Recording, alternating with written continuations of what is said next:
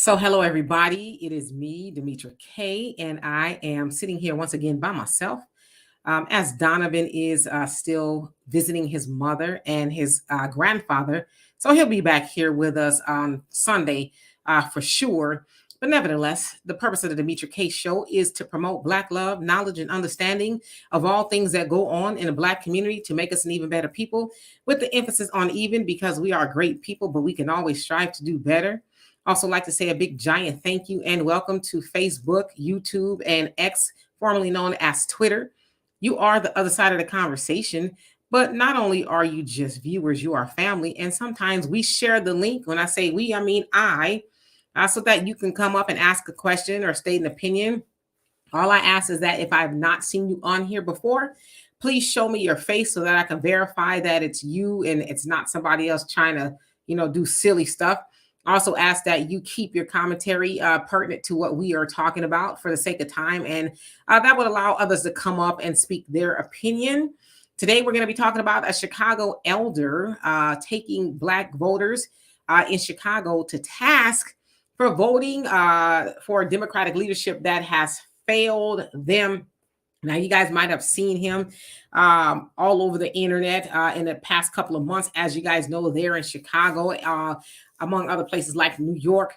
They have a migrant problem, and it's really affecting the Black community, where Democratic leadership like that of Mayor Brandon Johnson wants to, make it all right to move them into whatever Black neighborhoods that are left, right? And so migrants are getting the resources that were promised to Black Chicagoans, but this particular elder by the name of George Blakemore is his name. George Blakemore, he was not happy. So I'll show you guys the video of that in just a few minutes. Let's see who came on here. More threads. How you doing today? I hope you're doing well. Sister Shirley, what's going on with you? All is well with me. Rosalind Review, how are you doing this fine evening? And Mike Nice, what's going on? And yes, thank you to all my moderators out there for doing a great job and holding the chat down. Love and appreciate you for that. Patricia, what's going on with you? Say Jersey City is here. Iron Will, what is going on? And Rosalind say, I really enjoy your show. Well, I really enjoy you being here. Thank you so much. And Candy, what's going on? And Avenge the Ancestors, I hope you are doing well this fine evening. Here in Houston, it is very hot. It's like 90 degrees today. But I think that it's going to be like 60 in the next couple of days. So this weather here in Houston is, I heard, that is very bipolar, right? One day it's very hot. The next day is very cold, so you don't really know what to wear from day to day. So hopefully it'll stabilize. It'll make up his mind as to what it wants to do. So also, if I start to sweat, you guys know why. I'm not ready to turn my air conditioner on in the house just yet. So anyway, KP from KC5, how you doing? Says Eric Adams with the fake accountability today. Yeah, I saw that.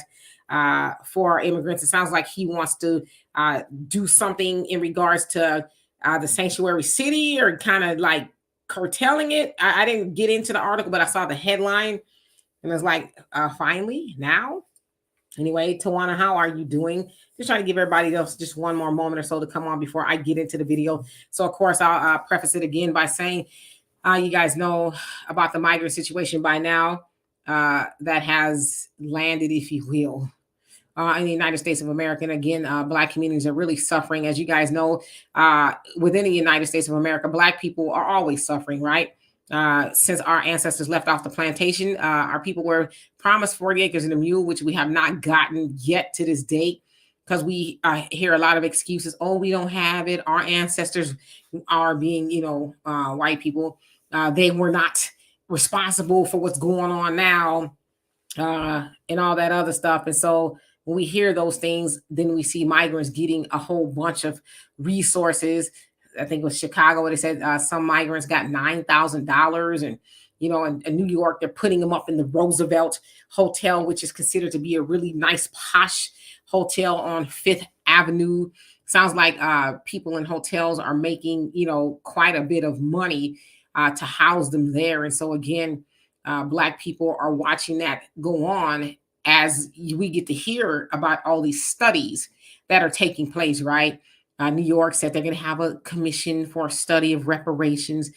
California really just kind of concluded theirs.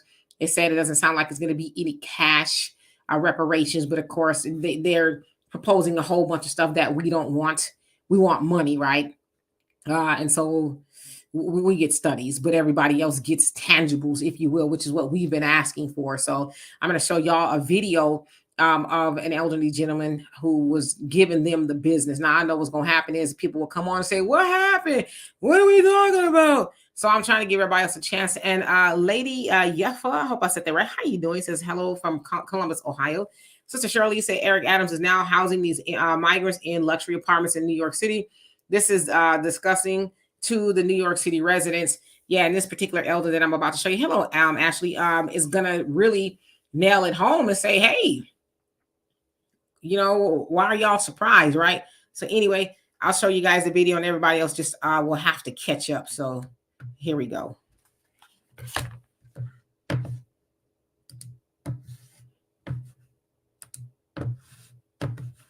Now, some of you guys might recognize him, but he's got a lot to say. So check it out. This is great. This is Black History Month, and I see some of our beautiful ladies having on these African garments. If you don't show your blackness by how you dress, you show your blackness of how you vote. And some of you voted for sanctuary. If anybody needs sanctuary, Black people need it. Now this, over here, they very disrespectful. Michelle Harris and all of them just talking while I'm talking. They are part of the problem. The Black people have issues because you have poor Black leadership. And Reverend Wu got somebody up here praying for us. Just pray your way out this plantation. Pray your way into reparation. This is disgraceful. No boycott, no Black, empty seats of Black people. When it was packed with these illegal immigrants and packed with these white Jews and white Arabs. Where are the Black people? The ancestors hate you. They never knew that you were going to turn out like you are and do what you're doing. You're disgraceful. The miseducation of the Black man, Carter G. Woodson said, the miseducation of the Black man. And what kind of man did they make on the plantation? Use your imagination. It started with an end. We got to purge ourselves of that and become strong Black men and women. You got no representation. Black faces in high places, but no representation. So, as y'all can see, Brother Blakewood, I should say Elder Blakewood, to give him just a little bit more respect.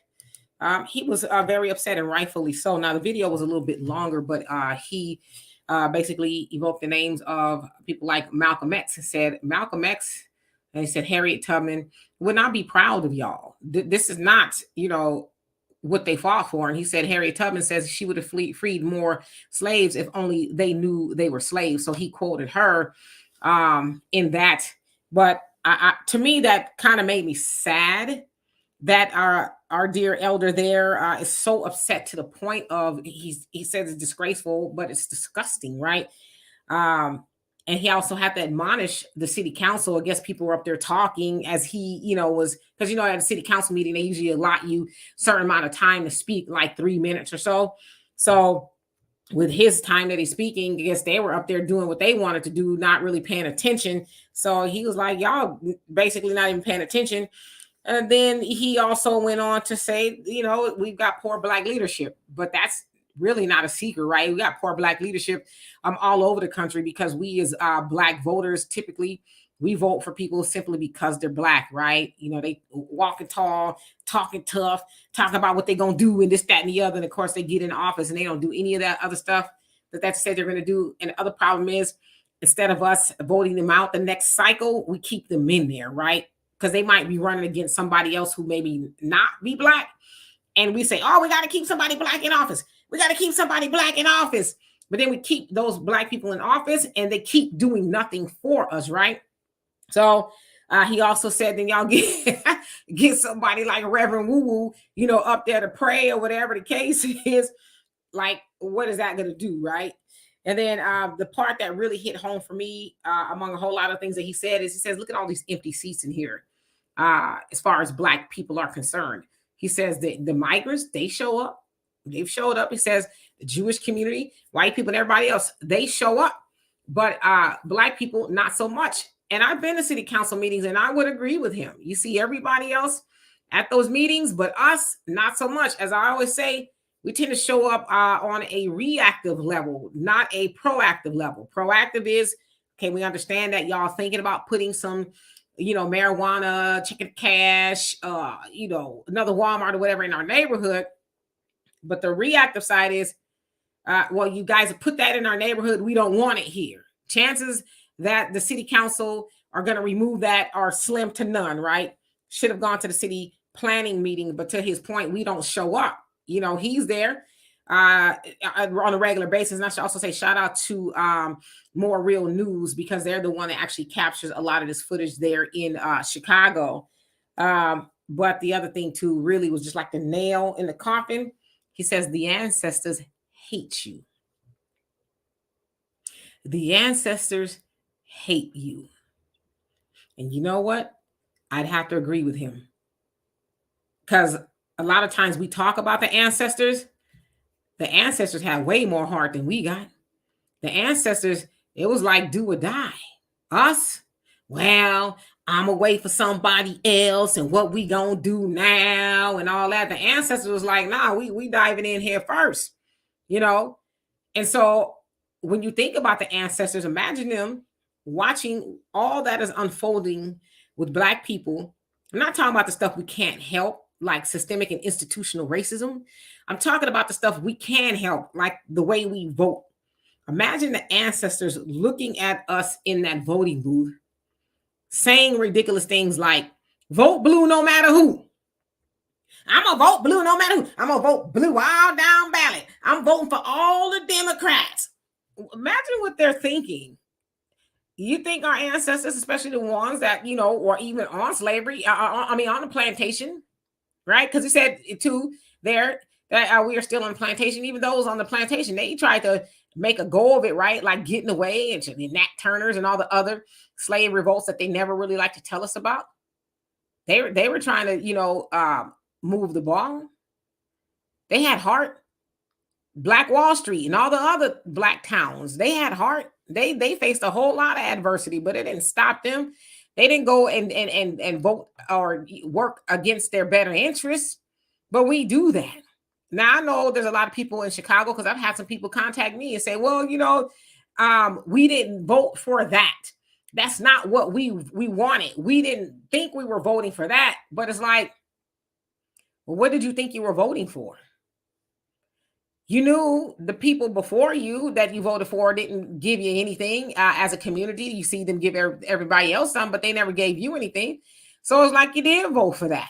Was there another candidate, even if it was a Republican, that might have left you in a better situation, and you just didn't vote for him because you wanted to vote for a Democrat, somebody who was black, especially in Chicago, like Brandon Johnson, who is probably worse than that of Lori Lightfoot, I would imagine. I mean, he's been in office, a full year in April.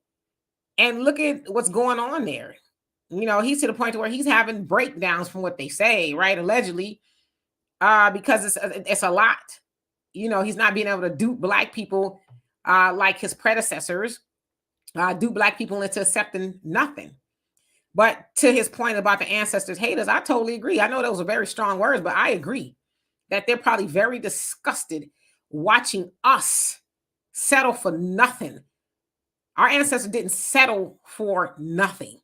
They fought, a lot of them to the bitter end. But us, we gonna vote blue no matter who or whatever it is, just for what, So I'm gonna get into you guys' comments.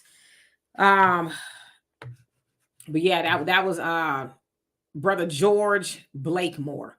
All right, all right, all right, all right. Let's see. Who came on here? Proud Man Trump, how you doing? Says some of the elders helped create the current downfall, voting for the Democrats for generations while shaming others. We have technology today, but continue the same process. But yeah, I totally agree with you on that as far as the elders voting for the Democrats or, for where we are now. But the other thing too is, where are the younger people? Why don't they show up? Because it's a numbers game, right? A lot of the elders are checking out of here. So what's our excuse for allowing what's going on to go on? And I will say that the elder generation, no matter how wrong we think they are, they show up.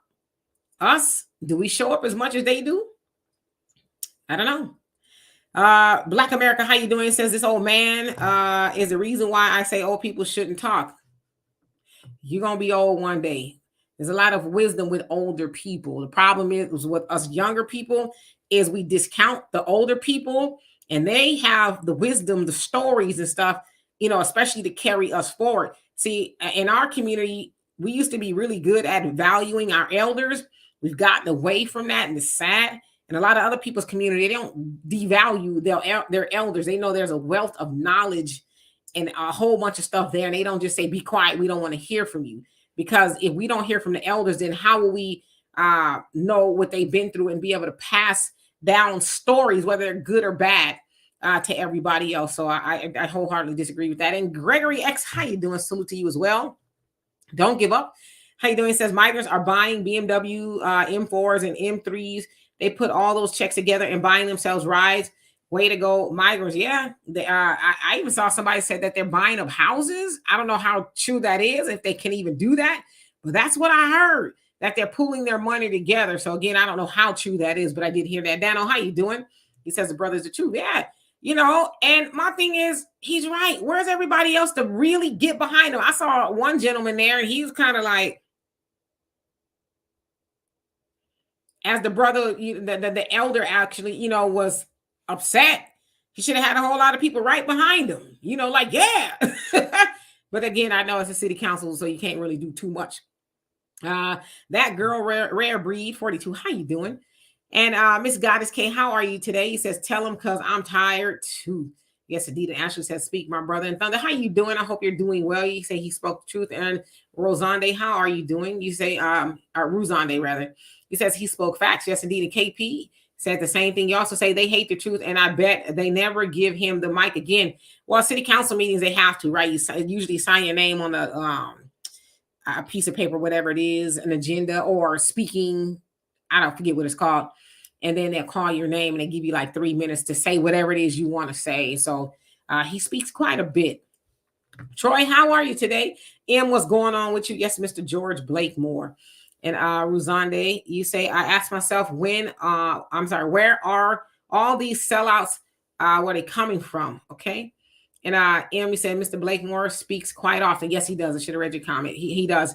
And Shirley says, I live in New York City and nobody is being fooled by Eric Adams. They want you to think that they are trying to do something with these migrants just to get voted back into office in November. Yeah. Eric Adams, he's a big disappointment as well. But the thing is, too, Eric Adams, was he really even hiding his agenda? Now, I know he ran under a Democrat, but is he really a Democrat? Because just because people say that they're Democrats don't mean that they actually are. He sounds more like a Republican to me, or more on the conservative side. I mean, he's very pro-police and, talking about he was getting crime down and all of that, only to, have the Biden administration open the borders. And it sounds like crime is really on the rise, and it ain't due to New Yorkers so much as it is the migrants now. So, yeah. DSB, how you doing? He says, most of the time we get banned from the events the moment we say reparations. Yeah, but we want what's ours. We see, the Biden administration giving money everywhere else all the time. It sounds like, the government is on the verge of a shutdown again. But they not talking about giving Ukraine money. They want to give Ukraine money while they're trying to figure out when and if and how they're going to keep the government open. But they want to make sure they include discussions about everybody else outside of America getting funded, but we can't talk about reparations. And Iron Will, you say facts. And Yaya's kids, how you doing? It says salute to the ancestors for wisdom, knowledge, love, and guidance. I totally agree with you. Avenge the ancestors. You says that's why I picked this name to wake up our people. Yes, indeed. Because the ancestors, they're not proud. They're not proud at all. With where we are in society with technology and just knowing more and having access to more things. There's no reason why we as Black people should be, and some people would argue, in a worse situation than our ancestors were. So DSB says we watched the NAACP keep FBA out of an event. No, not too long ago, just for demanding reparations. I don't even see the point showing up if they're going to threaten us. Well, during the Slavery Day speech, or I should say address, Mr. Louis Farrakhan talked about the NAACP. He says, who you think own it? Who started it? Them folks, right? And they're still in control of it.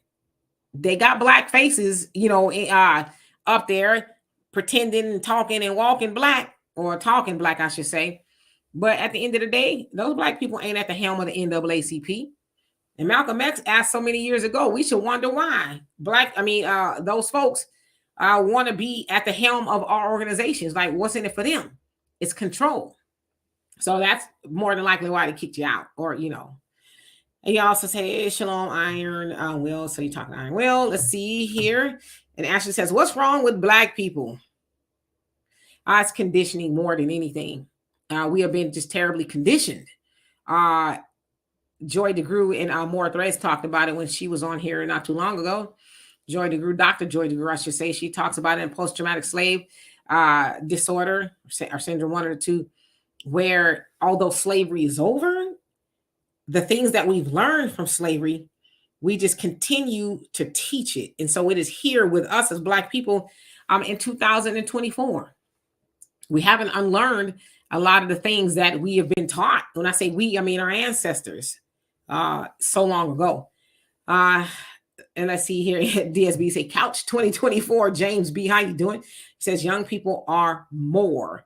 Yeah, young people need to show up, and vote the opposite of what the elders are doing, because they gonna continue to vote the way they vote.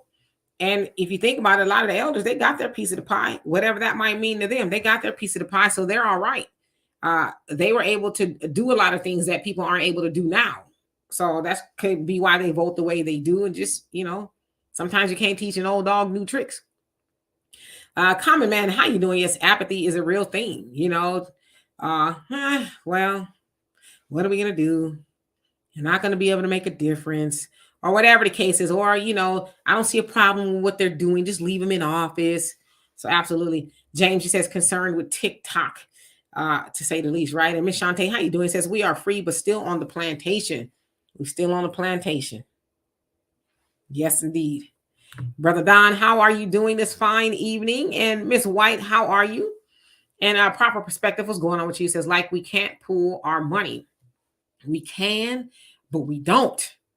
We don't pool our money, right? Everyone else, when I say everyone else, all the other communities, they pool their money.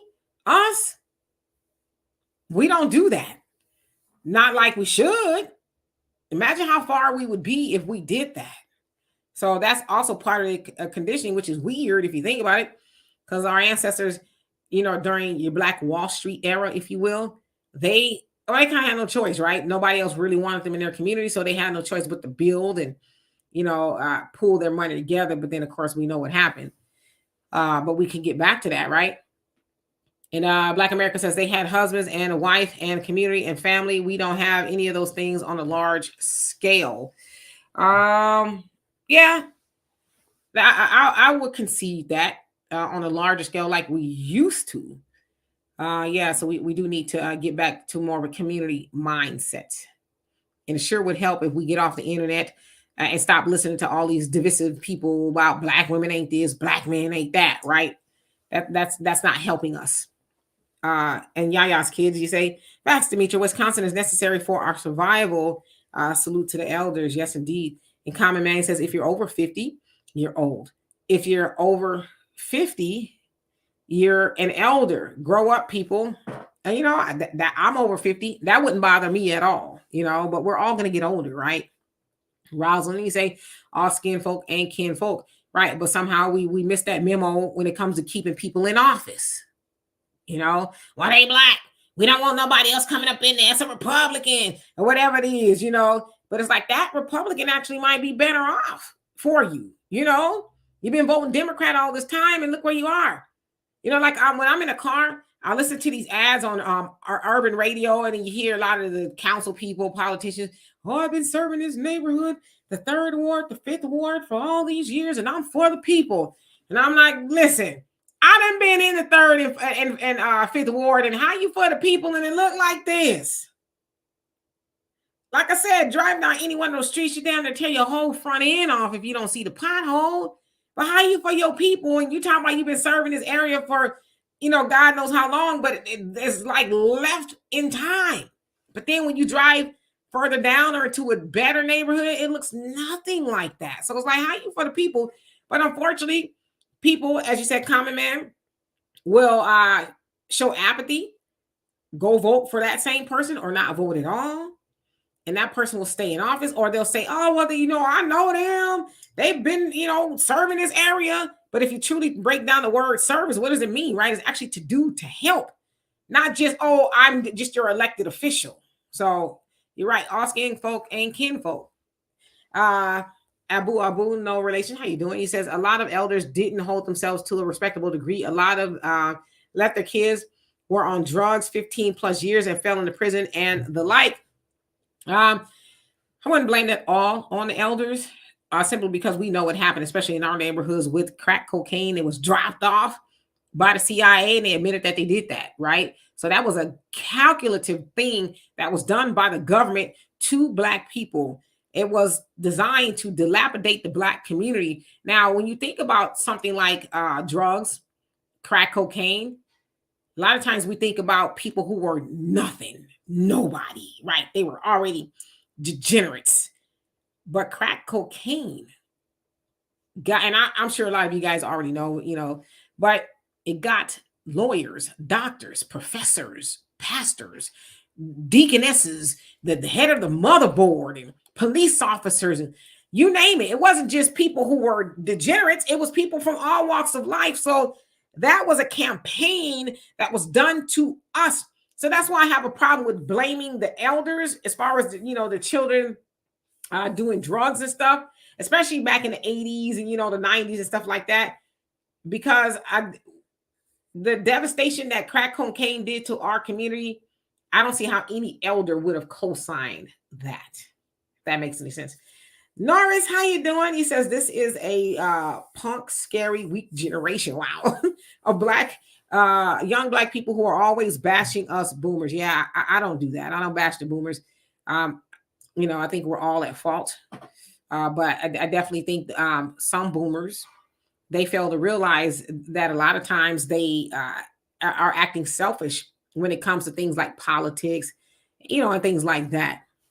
But it's not totally the boomers' fault. And Lady Effa, you say, Lady Effa, I was have to read your name again. It says they arrested him at one of the city council meetings. Did they really? And there he is back again, right? So big ups to him. Rosalind said, I admire the elders that are speaking out about this migrant issue. Yeah, he says that he is not pro-immigration at all for obvious reasons, right? Because look what it's doing to his community. They're coming in and getting everything that was promised to them that they haven't gotten. So yeah, I don't blame them. Common man, you say, you can't run from aging people. Incredible. No, you can't. I love elderly people. I really do. Because there's so much wisdom, knowledge, and just a whole wealth of a lot of stuff with elderly people. If you ever just get some sense and sit down with elderly people, you will learn a lot of stuff. They are the holders of history, right?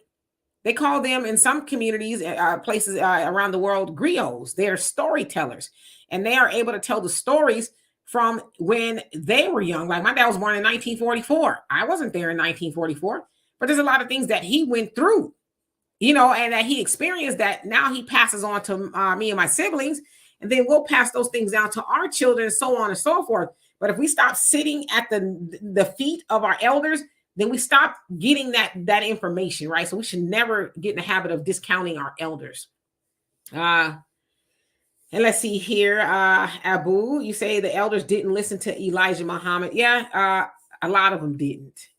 A lot of them did not listen. But if you really, know history, and I believe that you do, uh, when Malcolm X was in the nation, he got, I want to say, the most followers at that time to come to the nation, or right, to go to the nation. So there was quite a few people there, but just like in any organization, a lot of things happen.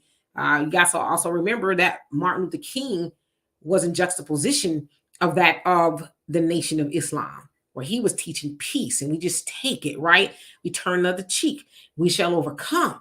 But the Nation of Islam was like, yeah, no, we're not taking it, right? They had the ideology of, do for self, not expecting anything good to come from them folks, especially in Washington. So there's a lot of things going on. But yeah, I agree with you to some degree. Lillian, how you doing? It says 2024 couch sitter. The peaceful revolution. The revolution will not be televised.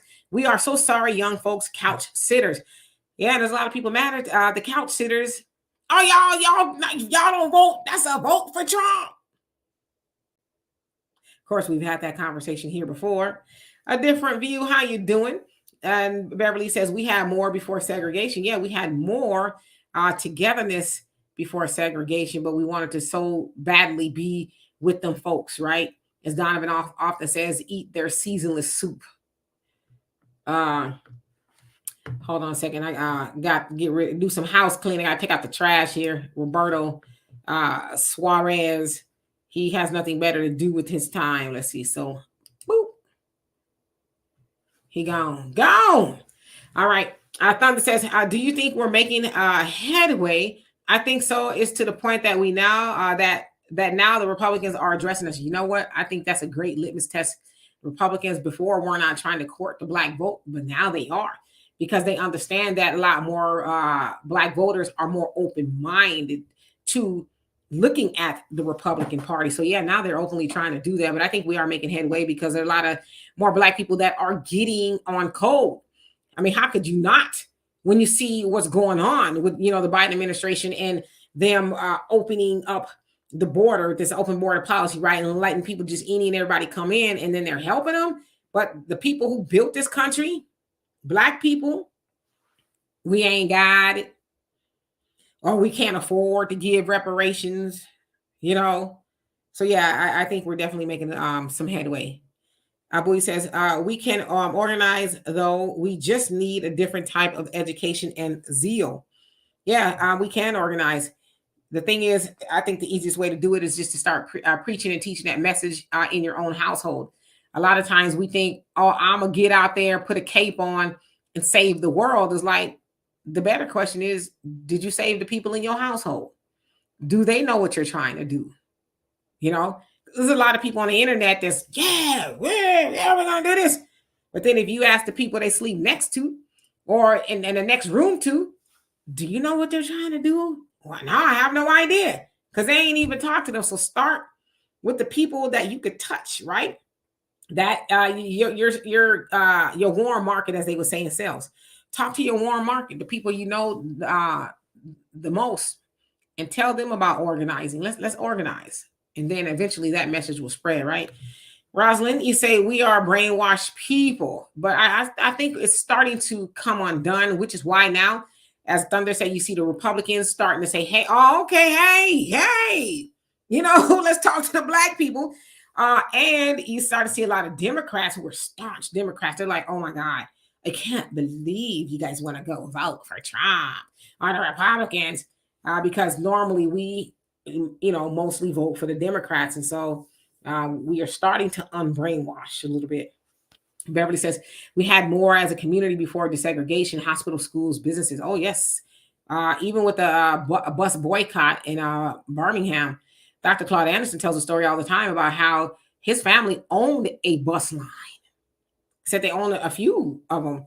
And as soon as that boycott started, because all, the black people wanted to ride on the white people's bus line, and boycotted. And he says not only with the boycott, they got their way on the white buses, but then the black bus companies went belly up. So we got to get back to that. And thank you so much, Simo. I love and appreciate you for that. And Deborah, how you doing? Yeah, Robert is out of here. He likes to come and see me every once in a while. I guess he enjoys making Gmail accounts to open up new YouTube. But if that brings him joy, then have at it. Black America says they have what they want and have because they had families. And there's a little bit more to it than that. In fact, there's a lot more to it than that.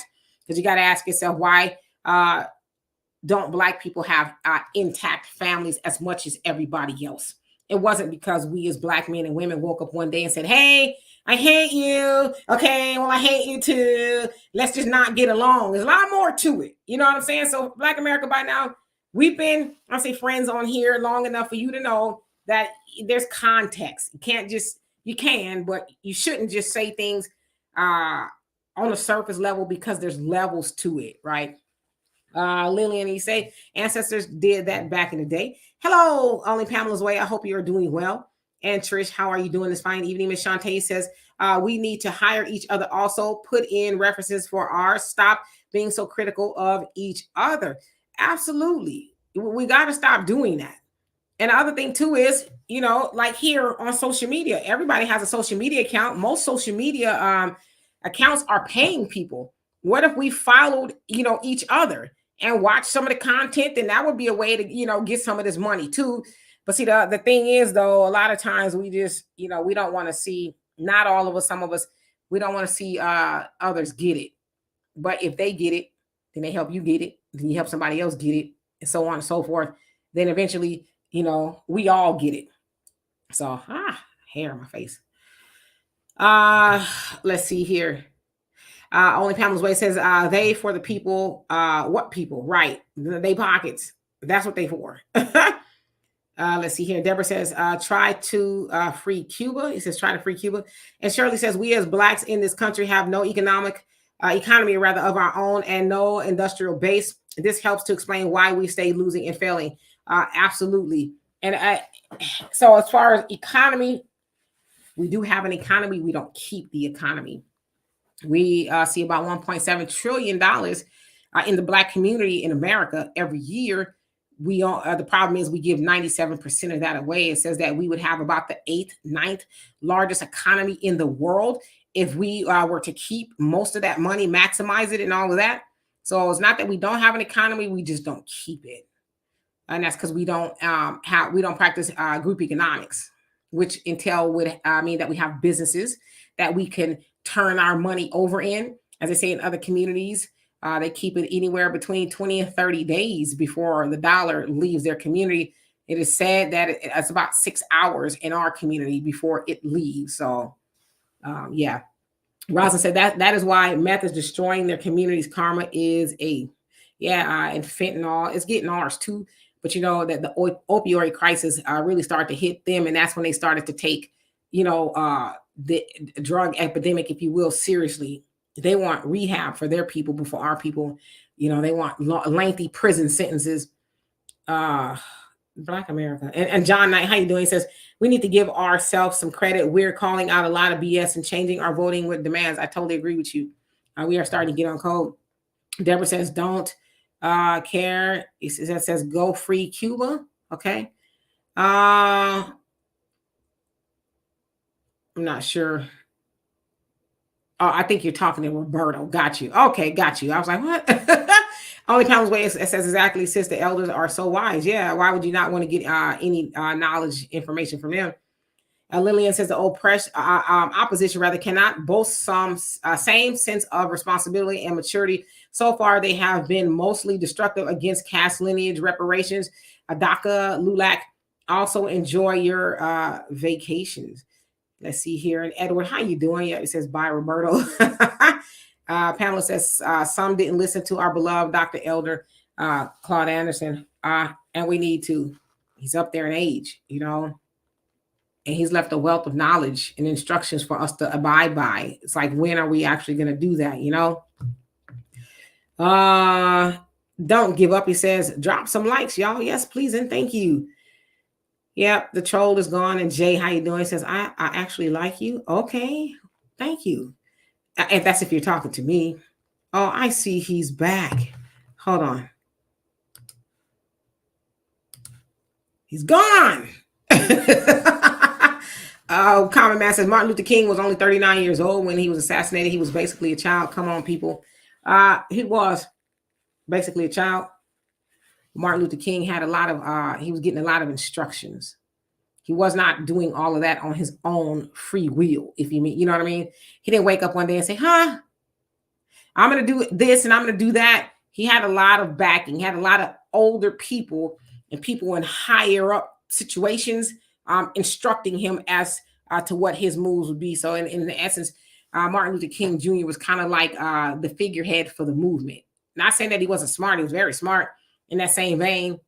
What he went to Morehouse as a teen, like was he 15 or something like that when he went to college? So he wasn't a dumb person, but he definitely was used more as a figurehead, I would say. So Proud Man Trump, he says you have more than likely a white Hispanic Cuban. Oh yeah, he gonna be going every time he come back, every time.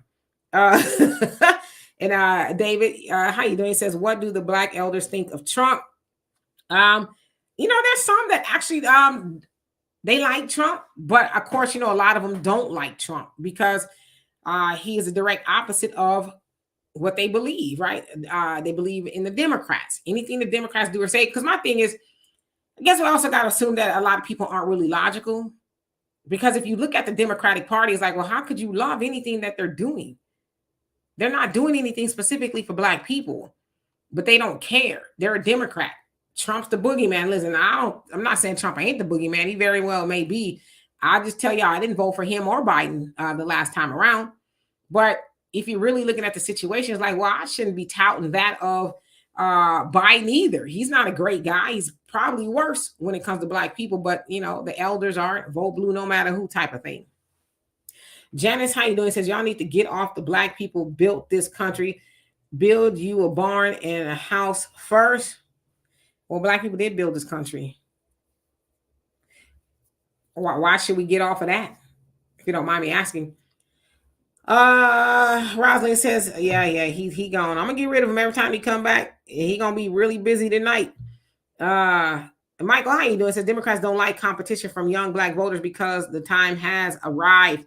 Yeah, I mean, I would say the one thing about the baby boomer generation is they don't know how to get up. And it's not even just in politics. It's in a lot of jobs where they've been there since 1980, and they gonna keep working until, they not able to work no more. When back in the day, people retire, right? And I get it. The time, especially with inflation stuff, it's not really retirement friendly unless you just saved a bunch of money. But back in the day, people who were retirement age is like, okay, I'm going fishing. Now somebody else younger, could come and sit at the desk or whatever the case is, but that's not the case so much anymore. More threads, you say. The bus company Dr. Claude mentioned was called Safe Bus Company out of North Carolina. Yeah. But back then, black people wanted to sit next to and in front of white folks. Instead of going to ride their own bus line. You could sit wherever you want on your own bus line, right? But they wanted to endure the nonsense that was coming from them folks. So, and it's kind of like why we are where we are today. And Abuya says the Negro League to the NLB integrated with financial move because the white talent wasn't cutting it. Yeah, I think Jackie Robinson was one of the first to go to Major League Baseball. In fact, I think he was. But yeah, you're right. We had our own Negro leagues, right? And they were doing it big. But we know wherever there's black people, regardless if it's sports, entertainment, whatever it is, we always gonna make it hot. And their baseball league was watching, oozing mayonnaise run around the bases. It was just dry. But then they get, black people over there. Now it's hot and popping. So absolutely. And then what happened to our leagues? They went away. Then you got somebody like Ice Cube now, with the basketball, the Big Three. He's trying to bring it back, but they give him a hard time too. Let's see. Jay, you say, don't say you are Hispanic. Hispanic is not a race. So I think you're talking to what's his face. That's gone. Pamela, I didn't give you a wrench. You don't have a wrench? Let me write that down. Got you.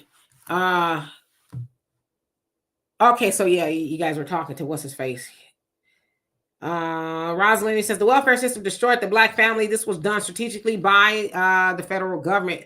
Yeah, so there was a whole host of things that happened to the Black family. It wasn't just, like I said, we just decided to hate each other one day. It was a lot going on. You guys also got to remember, during slavery, they being them folks did a lot to disparage Black love, if you will. You might get you a husband, they couldn't get married, right? But they did jump the broom type of stuff. Get you a husband, and then 2-3 weeks, whatever later, they sell your husband off.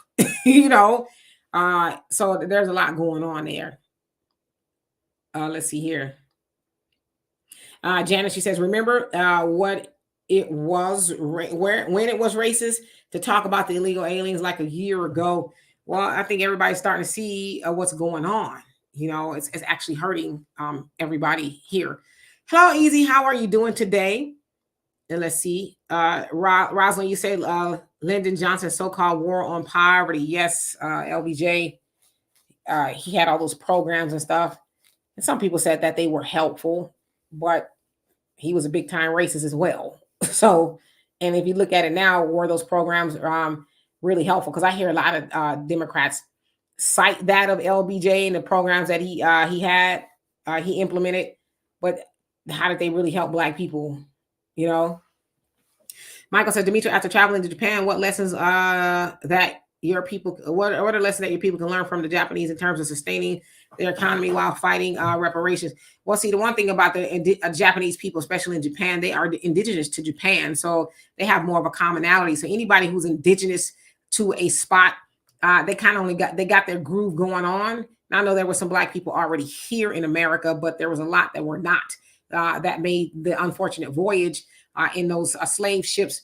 So one thing about being in Japan is, you know, they work in tandem. I will say that they work together in large numbers. At that, very clean there. Even on the subway, a subway here would probably be really noisy, but there it's like so quiet because they have a reverence and respect, if you will, for other people's space. So they're kind of just like in their own world. But I would say, yeah, they definitely have a community, if you will. Jay says, now, laugh out loud, Demetri, I'm over 50 and I'm not an elder. Well, okay. Maybe not quite. I got a lot of gray hair for me that says otherwise. And let's see. Let me skip down. David, how you doing? He says, how did that white only work out? White only the bus. Well, you know, obviously we know what happened, but how did it work out for our Black businesses? And we also know that them folks were like, hey, let's include the Negro, because even during that time, white people weren't making as much money. They were struggling. So they're like, okay, well, Black people got money. Let's incorporate them. There's a documentary on YouTube called How to Sell to the Negro Market, and they talked about that. Well, Black people got money, and they were telling the white businesses how to learn to like Black people. They like the stuff you like too, but they got money. So that's where it really was about on their end. Let's get their money. And they've been getting it ever since. So let's see here. You guys are talking about lengthy sentences. Let's see. John Ivory, how you doing? Says, what do you think about the situation with Dr. Cornel West? I always ask what situation, because we don't hear from him at all. We heard when he announced that he was running, you know, and all this other stuff, but where is he? So I don't even know how to even speak to Dr. Cornel West's situation, because in any primary, is he even there? You know, like you never hear anything about him. I hear about Marianne Williamson, some other guy that's in Wisconsin, Biden. That's a bit, I never hear about Cornel. So what's going on with them? And now Jay says we have to absolutely stop voting 90% Democrats. Yep. And I think that's starting to change. Yeah, Dr. Claude Anderson is in his 80s. And Jay, yes, Malcolm was very young too, in his upper 30s as well. So, but he was very smart. Rosa says, I did not vote for Jim Crow Joe. So you're talking to Janice. Okay, so let's see here. So yeah, he was 15. Lillian says, opposition therefore embarked on these policies of obstructing Black folks' agenda. Yep, that was the purpose. Avenge the Ancestor says, hit like, but I love you, Queen Demetra. Keep up the great work. Well, thank you so much. I love you too. Let's see. JJE, how you doing? It says ADOS FBA need to become more organized and put in a team effort. I agree with you. How did that schism even happen? Right? So I totally agree with you.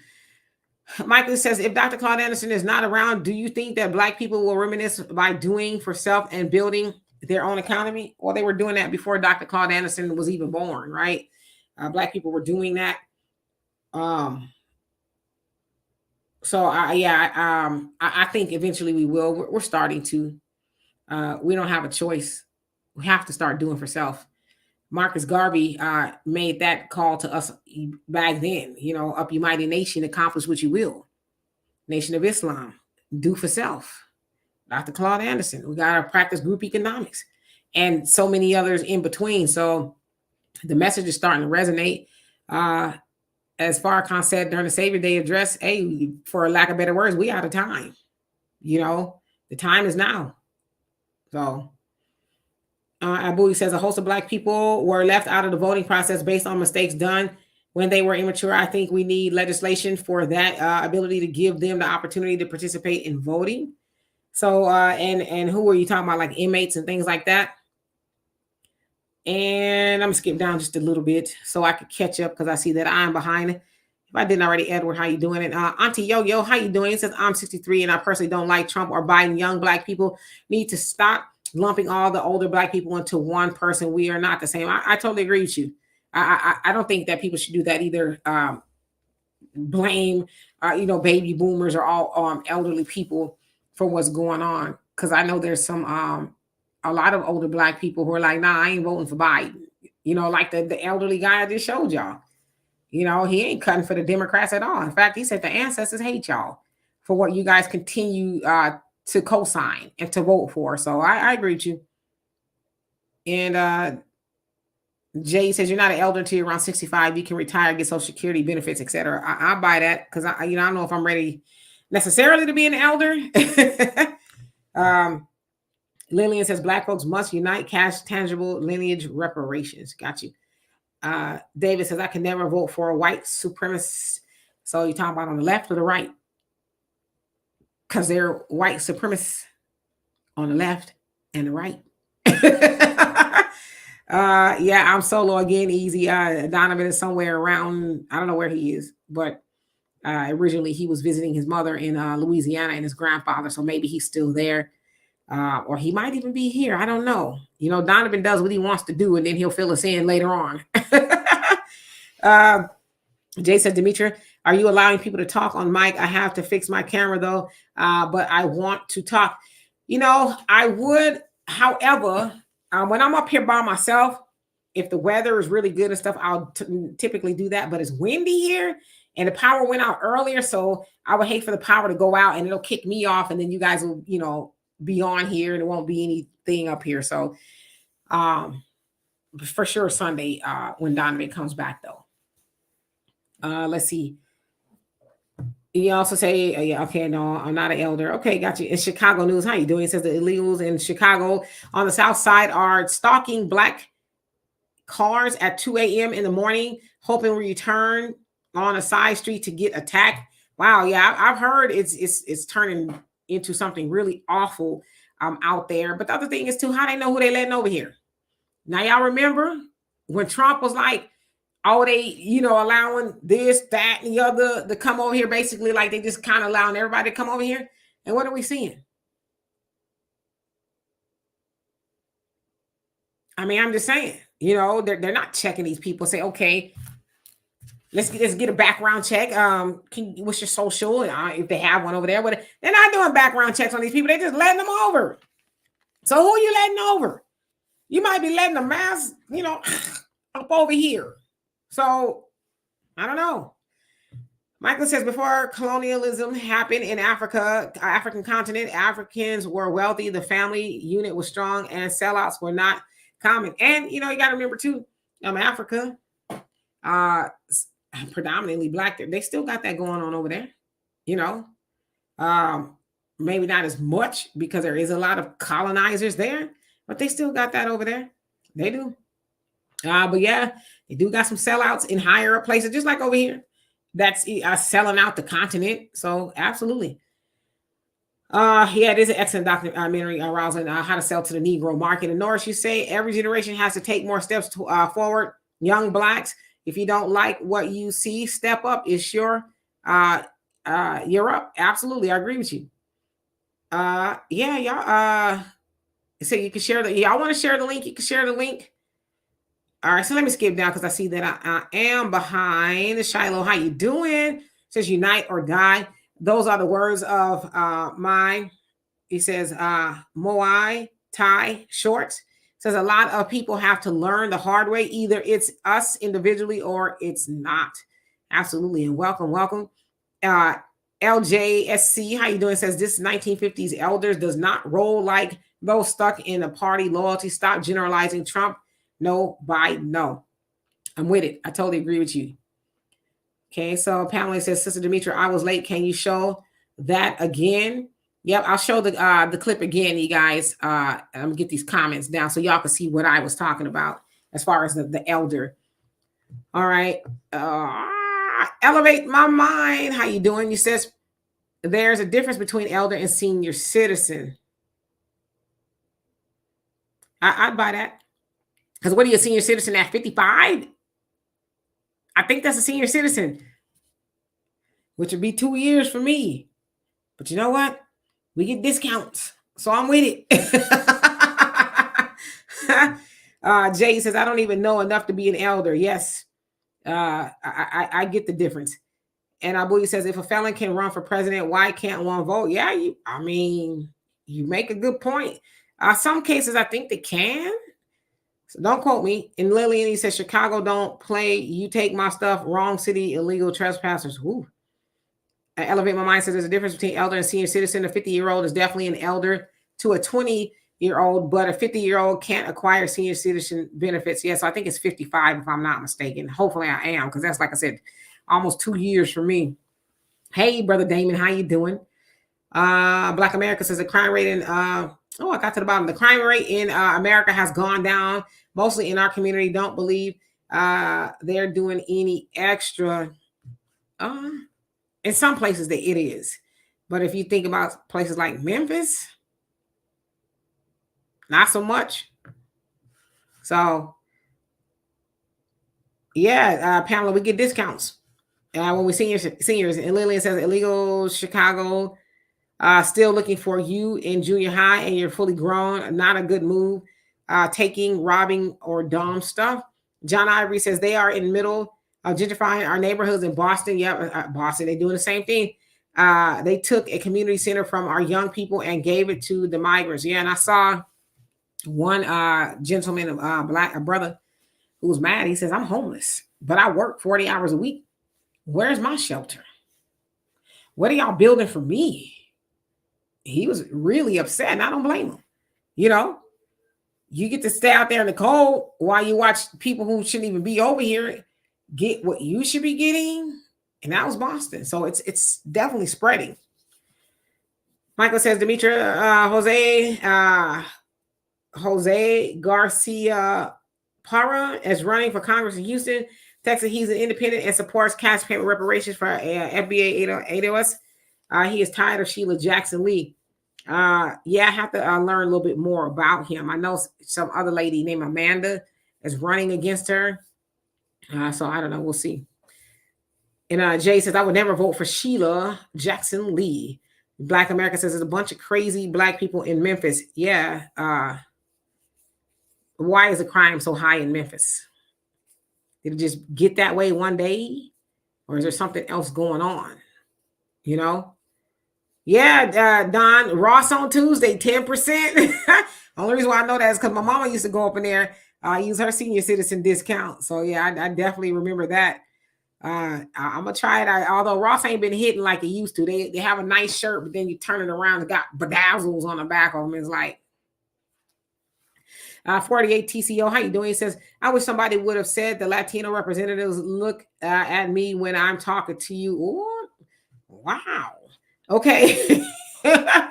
All right. Yvette Rivera, how you doing? He says, yes, many places start the discount at 55, CVS, Walgreens, AMC, and other movie theaters. I can't wait for that. All right. So I'm going to show y'all this video again for those of y'all who came in here after I showed it, so y'all can see exactly who and what I am talking about.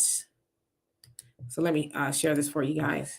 And his name is Elder George Blakemore.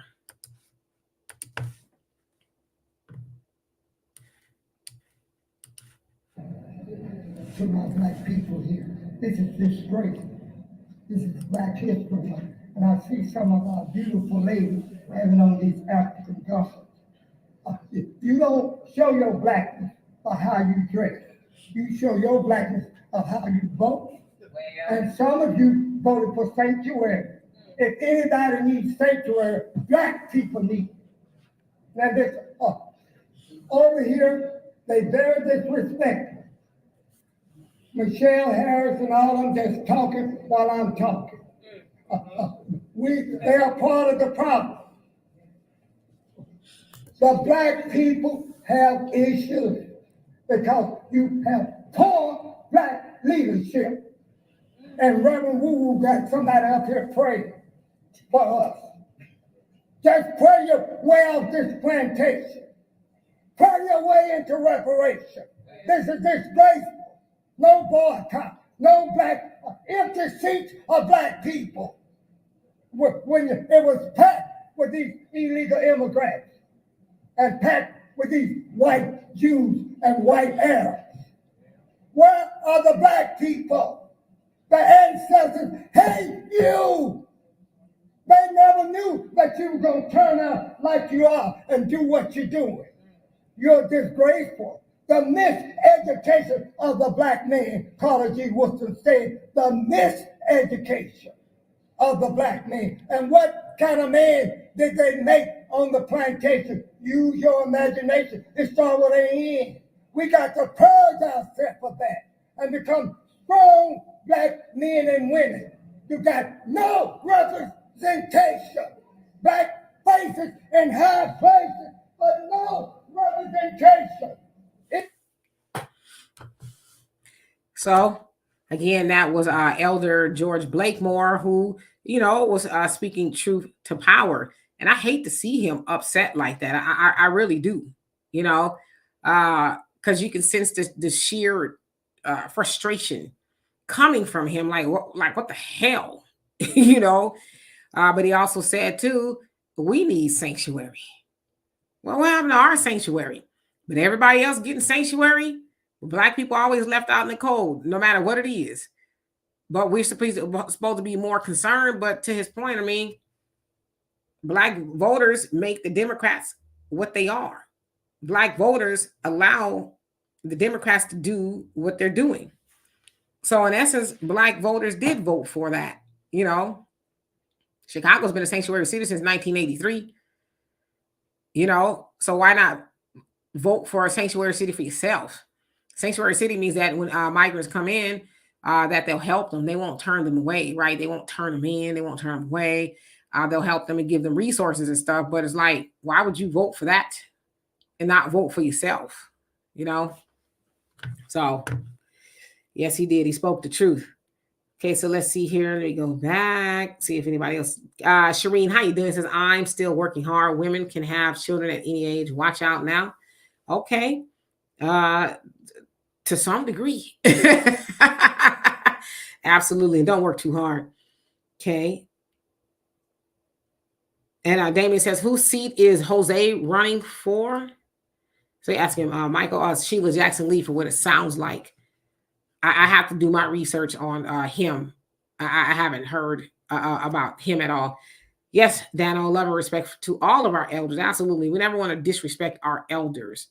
Damon says the OG has that Eric Mays energy. Yes, and RIP to Eric Mays.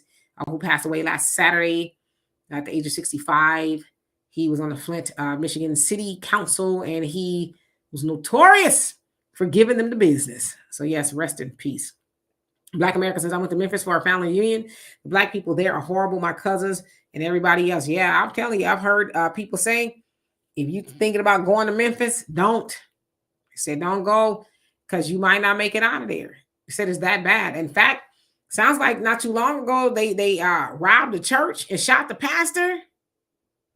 So yeah, like, I probably wouldn't be going to Memphis. It doesn't sound like a lot of artists and stuff want to even go there, like concerts and stuff, like they won't go there either. So yes, indeed. In comment, he says a 50-year-old is not an elder to a 30-year-old. They are peers, man. Geez, come on, grow up. Michael says, Demetri, although Asians and white people have more money than Black people do, they are paranoid that Black people will sabotage them. Why? You mean return the favor? What they've done to us? Is that what they're paranoid about? Jay says, Afro-Hispanics does not tell me anything. I assume he is Black and his first language is Spanish. Not sure what he is racially or non-color. And your comment kind of got wonky. Don't need no man. Stop telling me I do. How you doing? Okay. And Lillian says, this is how it goes. 20 to 50 is teenage, young, 50 to 70, young adults, 70 and above are elders. I'm with it. Auntie Yo-Yo says the elder spoke nothing but the truth. Yes, indeed. Michael says, Demetri, I understand where the Black elders is coming from in terms of being displaced and not receiving sanctuary status. Yeah, I mean, vote for yourself. If you're gonna vote for anybody, vote for you, right? And as Farrakhan said, vote for God. And Black America says at any age, she is crazy. Who? And Pamela says he's right, and they're doing us like they did our ancestors right after slavery ended. Gonna get no food and water, no clothes, and nowhere to live. But you know what? Our ancestors, they was like, okay, bet, I got you. I'm gonna succeed on you, right? And they did, but of course, them folks couldn't stand it, just like they can't stand it now. Don't think that those people have changed. They have not changed. I mean, we're hearing about Black neighborhoods and communities and stuff. There's still some being gentrified to this day by them folks. They want to take it over. They want to build, high rises and communities and things like that. And in a lot of cases, they just flat out steal the land legally, Jay says, I have been arguing 65. Okay, so you talk with somebody else. Okay, let's see here. Skip on down. Oh, to the bottom. And Tawana, you say Illinois is a sanctuary city. Chicago became a city because back in the 80s, it was determined that the majority of illegal migrants were from Poland. Well, that makes sense because Chicago does have a large Polish community. Is that correct? So that makes sense. But they weren't betting on the people that's coming over there now, right? They weren't talking about them. But yeah, it makes sense. And I'd imagine the Polish community there in Chicago is doing really well. I would imagine. And LJSC says, curious, what do young folks think about voting independent? I think we all should be independent. I think everybody should be independent. I don't think any party should be able to assume your vote, right? So when you vote or you register as a Democrat or Republican, they just kind of assume that, oh yeah, you'll vote for us. But when you're independent, you could go either way, right? Or nonpartisan. You could vote for anybody. Change your mind, So they should have to work for that vote. They shouldn't just say, oh, we got it. They're everybody. Because I'd imagine most Black voters are probably Democrats. Well, we should really register as independent. Register to vote, but register independent. That way you can they can actually court you for your vote, not just assume that you're going to do that. And Lillian says, can anyone elaborate on Savior's Day, Minister Farrakhan? They took it off the air. It's on NOI.org. So I don't think it was ever like on YouTube or anything like that because, normally they do have issues with it on YouTube. But if you go to NOI.org and you go to like webcasts and it might even be in the archives, you can find it there. They'll always have it there. They've created their own streaming, if you will. So it's there, NOI.org. and I actually got to watch it again. I like to watch him a few times so I can really get the message, because there's always a lot of stuff, good stuff in there that you might not hear the first time. So I'm going to watch it again, and then maybe I can have a little bit more of a conversation with you all about it. Okay, so let's see here. Pamela says, and that's what we're gonna do, sis. We are good and gonna be good. Yes, indeed. And David says, yeah, Inglewood, California. And Don says, year after year, decade after decade, you see everyone coming in and rising above you, and wonder why and how that is. Well, now we know everyone gets the bag money upon arrival and shortly thereafter, and they build, right? They put their money together and they go build and they buy. They buy and they build. So we should be doing that. And Jay says, this is how we get out of this mess. One step, one, stop voting Democrat and vote for our interests only. Two, cooperative economics. Three, get with like-minded people and get to work. Farrakhan said that. Absolutely. It's very simple, but for some reason we make it very hard. And it's not that hard, right? I mean, as they also say in the nation, I mean, Honorable Elijah Muhammad said nobody in that White House, whether it's a liberal or a conservative, cares for Black people. We got to do for self. So, and Tia, how you doing? And hello, Mike. Let's see here. Jay says the solution for Blacks is very easy. Minister Farrakhan told us repeatedly the answer. Absolutely. Damon says facts. Two-party system in America is straight trash. Yep. And Jay says Hispanics doesn't tell us anything. It's not a color or color designator. It just tells me your native language. So you must be talking to somebody else. Okay, got you. Chicago News. You say public enemy verse right. Fight the power. Love is not the answer. Love is not the answer. Fight the powers that be. Absolutely. Well, you know, we need love when it comes to our people. We should always deal with each other in love. But yeah, we do need to fight the powers that be. We fight the powers that be by empowering ourselves first, right? Economically, politically, in every other way. And then we'll have more of a power. But we can't just get out there and say, okay, we're going to fight the power with what? So we got to empower ourselves first. Michael says, Black baby boomers believe that Black millennials are being immature about fighting for real and systemic change, fighting for lineage-based cash payment reparations. Well, the other thing about some of the baby boomers is they have that, it's because I said so mentality. Don't question me. I know better than you, right? Some of them, not all, cannot take in new information. They just can't. It's what I said, you know, and that's just probably how they're programmed more than anything. Avenge the Ancestor, she says, oh, it says this buffer class, because, you know, I don't like that word. Collaborator group is not building anything. Everything is handed to them.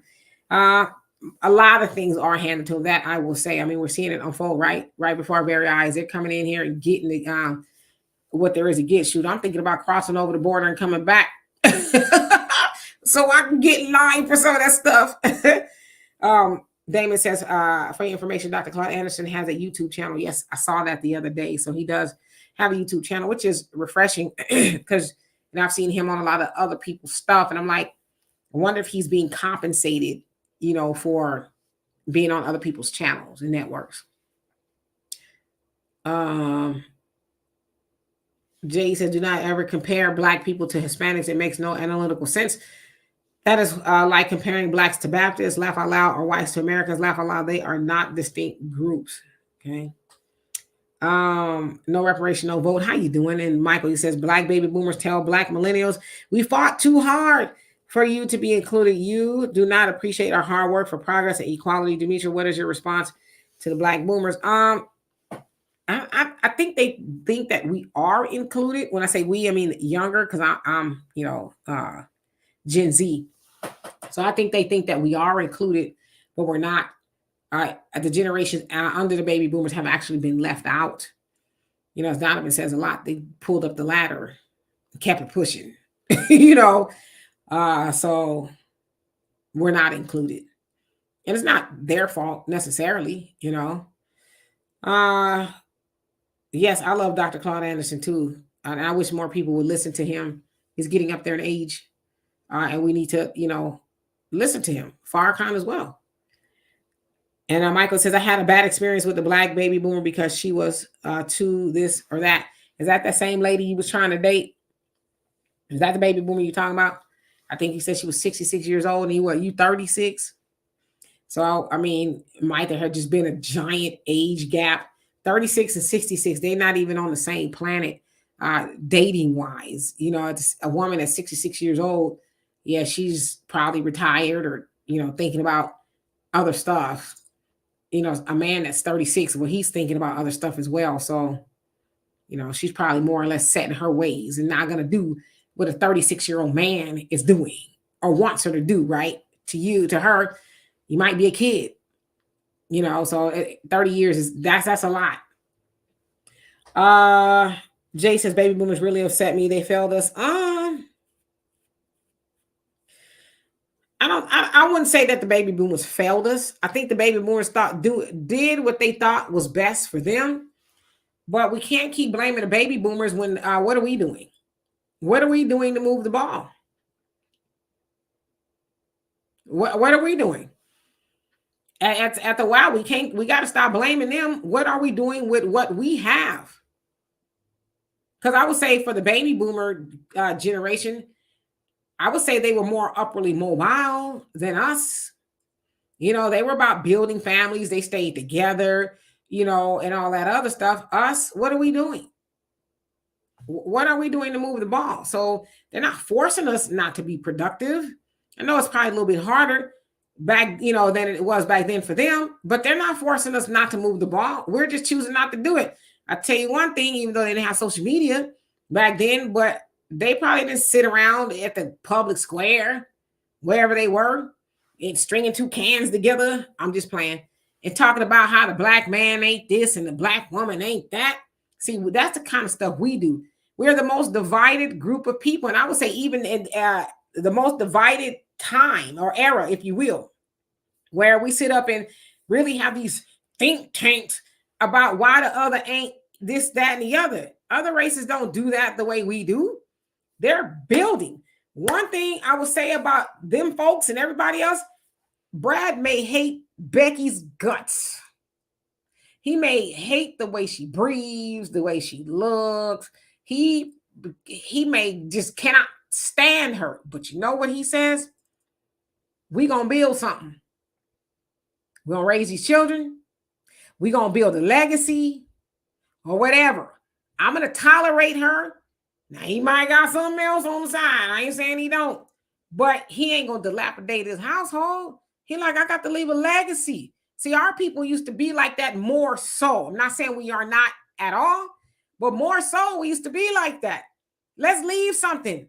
I mean, back in the day, when my grandmother passed away, she left all of her grandchildren. She had almost 20. Money. She left something. They had properties. They had stuff. Nowadays, what are we leaving? Besides debt, drama, woe, what are we leaving? So I hear the criticism about the baby boomers, but that's still no excuse for us not to be productive.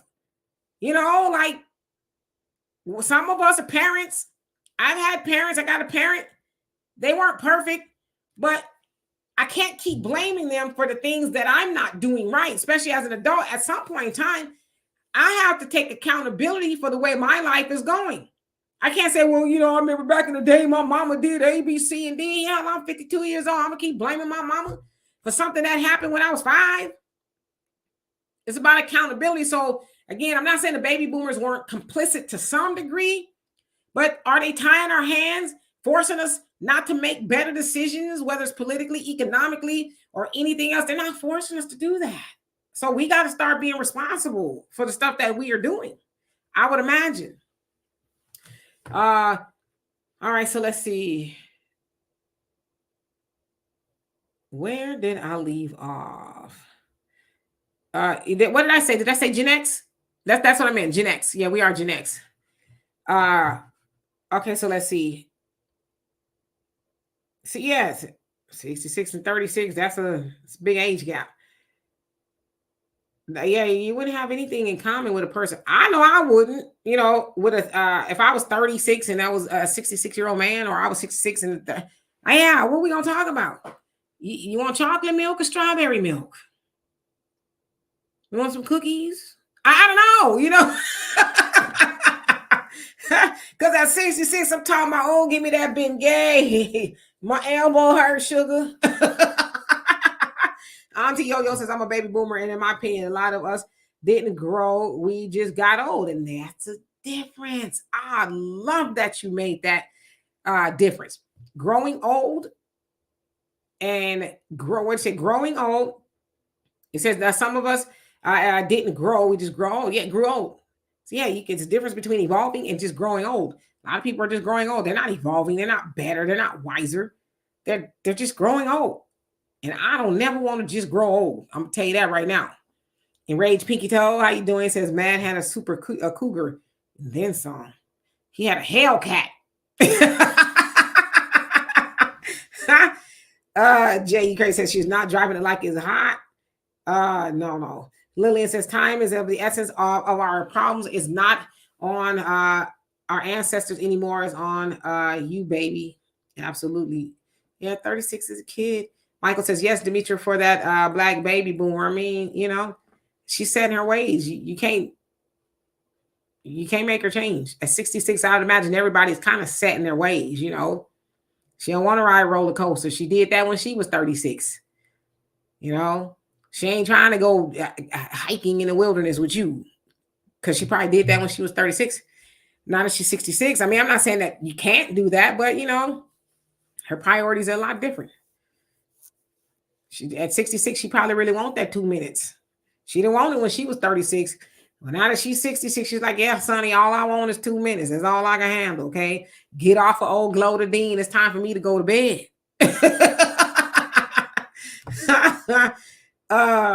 You said she and I had a big argument. I wanted to call her obese. My Lord. Yeah, you might want to leave Glodadine alone. Nora says, y'all better pray you become elders. A lot of young people have become ancestors. Man, you ain't lying. You ain't lying. Better hope that you become an elder. You know what I'm saying? He's common, man. He says, no, we did what was thought to be the best for our future as people, but the generations afterwards left the ball on the court instead of picking it up and getting in the game. 100% facts. Yeah. At some point in time, we got to say, all right, that was on us too. Jay says there is no way that baby boomers could have possibly believed that leaving their communities, forcing their children into white schools, and no way in the world. I think it was a little bit more than that. I think it's the ideology of you telling me I can't have something. Well, sometimes you want what you can't have. And sometimes you want what you can't have, not realizing what you want is not something you need. So I think that was what it was for them. You got to remember too, during that time, they were dealing with extreme racism. It was out in the open, like you walking home and you may not make it home, that kind of stuff. So I think maybe they thought integration meant getting rid of racism when it hasn't, right? It's still here. So I think there was more to it than that. Now, in retrospect, hindsight, it's easy for us to sit up here and say, well, I would have never, I don't know. You hear people say, well, if I was a slave on the plantation, I would have got your foot chopped off. You know what I'm saying? You Monday morning quarterbacking right now, but you wouldn't have did A, B, C, nor D if you was actually on the plantation. So even with the baby boomers, or, during the civil rights movement, it's easy to say what we wouldn't have done and what we would not have done. But you weren't there when your whole family had to move because you had a cross burning your front yard.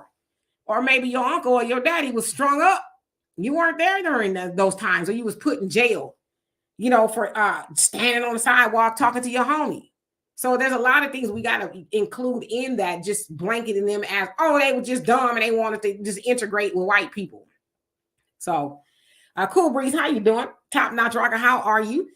And let's see, let's skip on down. Damon says, facts, moms left me a house and land. It's in a trust to be passed to my kids when I transition. Yeah, but we're doing that kind of stuff anymore.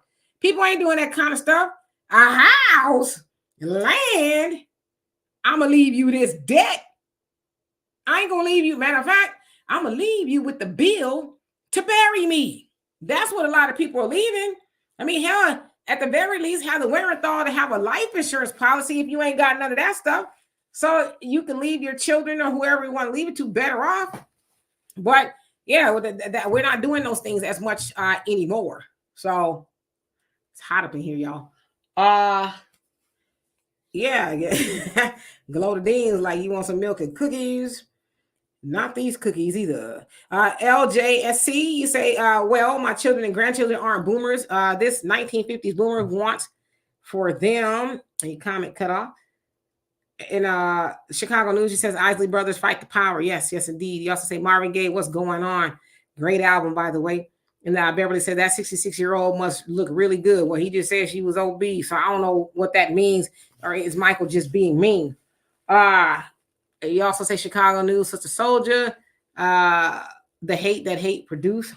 And Lillian says baby boomers pause when Malcolm, MLK, they were more focused on families than he said something they got them on King, Heron, black vets that then crack.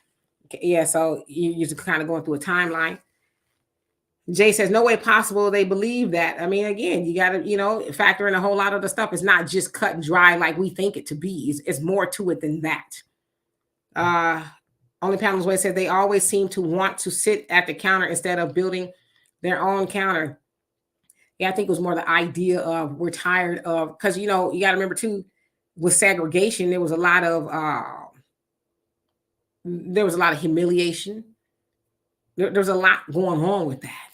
You were thought less than. So I think for them, they're like, well, if we're not segregated, then you'll think more of me. But again, in hindsight, we can see that wasn't the case. But I think, like I said, there was a little bit more to it than we just want to go sit next to white people, because we know damn well them people was not making nothing better than us. But I think it was the idea of it. Curly Girl, how you doing? And Alvin, how are you today? Black America says sending your kids to school with white kids is wanting more for your kids. No, I don't think so. I wouldn't. I wouldn't do that. Why would you want to send your children to school to be reminded of, not that they are, but you ain't this, you ain't that, and be taunted. What's wrong with being around people that look like you? As they say in the nation, accept your own and be yourself. What's wrong with that? Be around your own people, because one thing for sure is they always trying to find a way to be around us. Y'all remember back in the day when we used to go to club? When I say back in the day, I mean like 89, 90, and in certain clubs, they had what we call the black side, right? We was getting it, right? The black side was always lit. And then lo and behold, you look up, it was always 1 or 2, 3 of them over there. Usually it was a white girls, 8. All up on the black side. So they always try to find a way to be around us. Rosande, you say, Demetra, do you think that if some of the Democrat shills don't get on board and get the black voters like they supposed to, do you think that the Democratic Party will disassociate themselves? They've already disassociated themselves. If you really think about it, they've already done that. They've already done that by ushering in the migrants and setting them up. They've already disassociated themselves from us. It's Black History Month, so of course you're going to hear about, black people this, black people that. But after that, they ain't going to say nothing to us because they think that we're one and done. For one, they think that, well, they're always going to vote for us. We've done such a number on them that they're always going to vote for us. And they're hoping that the people that they're bringing over will replace us in some regards as far as voting, which is why you hear a lot of conversation in some places about, let's make them fast track them, if you will, so they can have the right paperwork. LJSC says, my children and grandchildren are not boomers. This boomers fight is for them. I love intelligent young people. Absolutely. And Troy says, not only was the racism extreme, it was sometimes written in the law. Yeah. So there's more to it than they wanted to do A, B, C, and D. Like you said, a lot of it was legal. A lot of the, it just skipped my mind. The black codes. I think that's what it was. Black codes. There's a lot though. Right after slavery, they found ways to get black people enslaved again via convict leasing programs, imprisonment. You sitting up there talking with your friend on the sidewalk, are you loitering? They lock you up. right? Then they put you out on the convict leasing program, which they said in a lot of cases was worse than slavery. Because a lot of people, the inmates that went to the convict leasing program, was so brutalized and underfed and stuff, they didn't make it long. They often died very early on. You know, you look a white woman in her face too long, you going to jail. So when we learn history, then we stop saying stuff like, oh, they just wanted to eat seasonless soup with white people. It was more to it than that.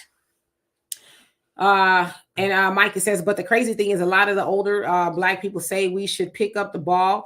But when we do, they tell us to keep quiet, don't upset them white folks, because as long as they are okay, it's okay. Yeah, but we don't have to listen to them, especially if they're saying stuff like that.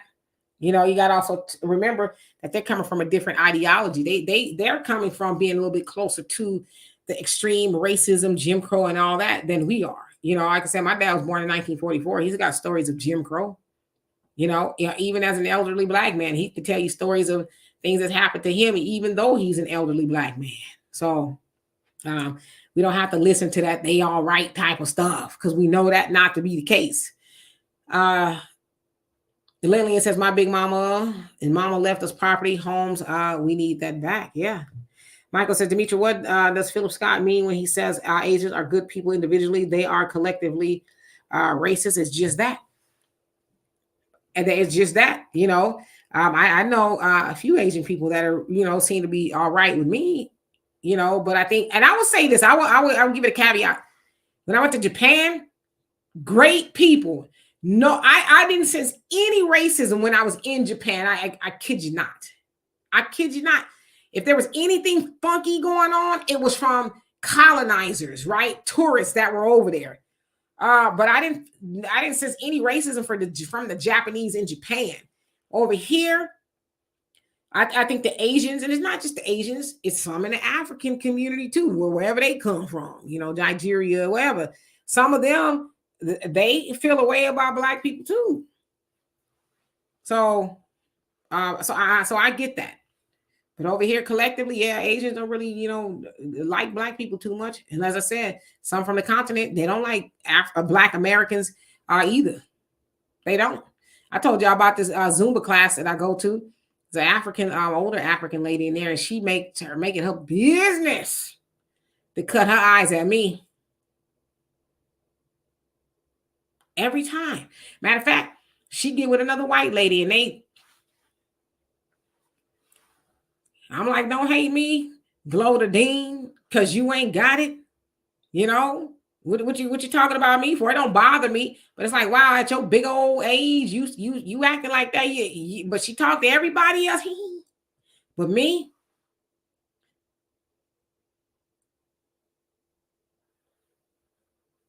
So common man says there should not be any elder out in the street protesting and getting beat up by police. It's the younger generation's turn to get what is needed for us as a people. I totally agree with you. I would not want our elderly people on the front line. That's our job, right? And hell, now it's the generation up under me. Curly girl, he says, no, when I was at a Black school, our teachers and principals didn't play. Absolutely. And Melody, how you doing? Says, tuning in. It's been a while, Mississippi in the chat. Hello, and welcome back. Chicago News says Malcolm X were nonviolent with people. That is nonviolent with us. Oh, so that's what you're saying. Yes, right. And Jay says, do you think Chinese in Chinatown send their kids to integrated schools? They do not, but we do. I can't tell you how many times I've heard Black people say, oh, I'm sending my kid to the white school. It's like, and you want a cookie for that? You want a pat on the back for that? You sending your child in the lion's den to be reminded of how much they're hated by people? What point are you trying to prove? How does that make your child a better person? If I was your child and you were doing that to me, I would resent you. That also says a lot about the parent who says that I'm sending my child to a white school. It means that you have no knowledge of self and you looking for validation. As my father saying, they say in the nation, you looking for good where there is no good. And you going to use your child as an experiment for what? What are you trying to prove? And you're going to pay good money in a lot of cases if it's a private school for your child to go and be hated. You the big dummy. You ask me. And let's see here. comment says the original Black Panthers were all college students and younger people in their 20s and teens. The baby boomer shielded the next generation. That was our major fault. I'm sorry.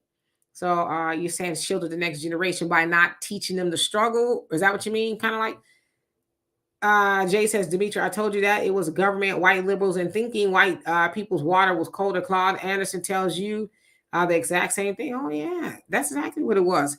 Thinking the white man's ice was colder, but why?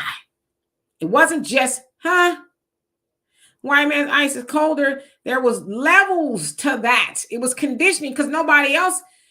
Yeah, there's some people, some communities who think that, but they didn't totally disassociate from themselves. What did they have differently, or what did we have done to us differently than they had done? Nobody, when I say nobody, has had done to them like Black Americans have had done to us. So we got to factor in those things, because it's to say it was just because they thought the white man's ice was colder makes it too simple, and it's almost an insult to anybody's intelligence just to think, oh, well, they just wanted some colder ice from white people.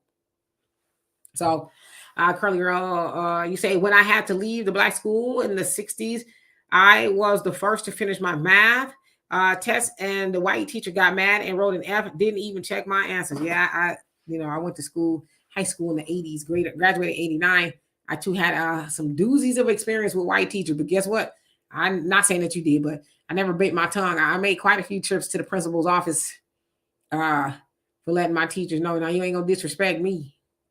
So I had a science teacher. We were talking, me and my friend, we were only two Black students in class, and we were talking. Class hadn't started yet. The bell hadn't rang. I guess apparently we didn't hear the bell ring. And so we're talking. We happened to be sitting at the front of the class, and Mr. Stanley was his name. I don't remember a whole lot of my teachers' names, but I remember the ones that were like that. So Mr. Stanley comes up, and we're talking, mind you, and wham, slams his hand down on the our desk in front of us. Shut up! Be quiet! And I'll tell you, this white man turned as red as my lipstick, had white hair too, beet red. And my friend was shocked. I was shocked. Then I came to my senses. I said, don't talk to us like that. I said, if you want us to be quiet, then you ask us nicely to be quiet. And mind you, I'm in the 12th grade and I'm talking to him like this. And then he turned even redder. I said, my own mama don't talk to me like that, and you ain't gonna talk to me like that. He ran over to his desk and wrote a note, stapled it up, and told me to take it to the office. And I did. Took it to the principal, and I told her, Miss Lavelle was her name. Told her what happened. And she says, I believe you, because I wasn't a problem kid. But I said, yeah, you talked to me crazy, me and my friend. She says, well, just stay here until class is over. I didn't get in trouble, but yeah, so I've had some teachers that was acting crazy. Moor Thread says Black codes and pig laws. Yes, indeed.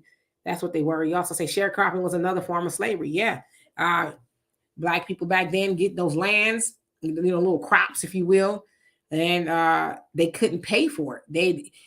You didn't get enough of this or harvest enough of that. So now you're in a hole. We can't pay you for it. Now there's some interest on it. And then pretty soon the bill racked up. They couldn't pay, and they had to go, give some time. And then it ended up being on a convict leasing program. It was just another form of slavery.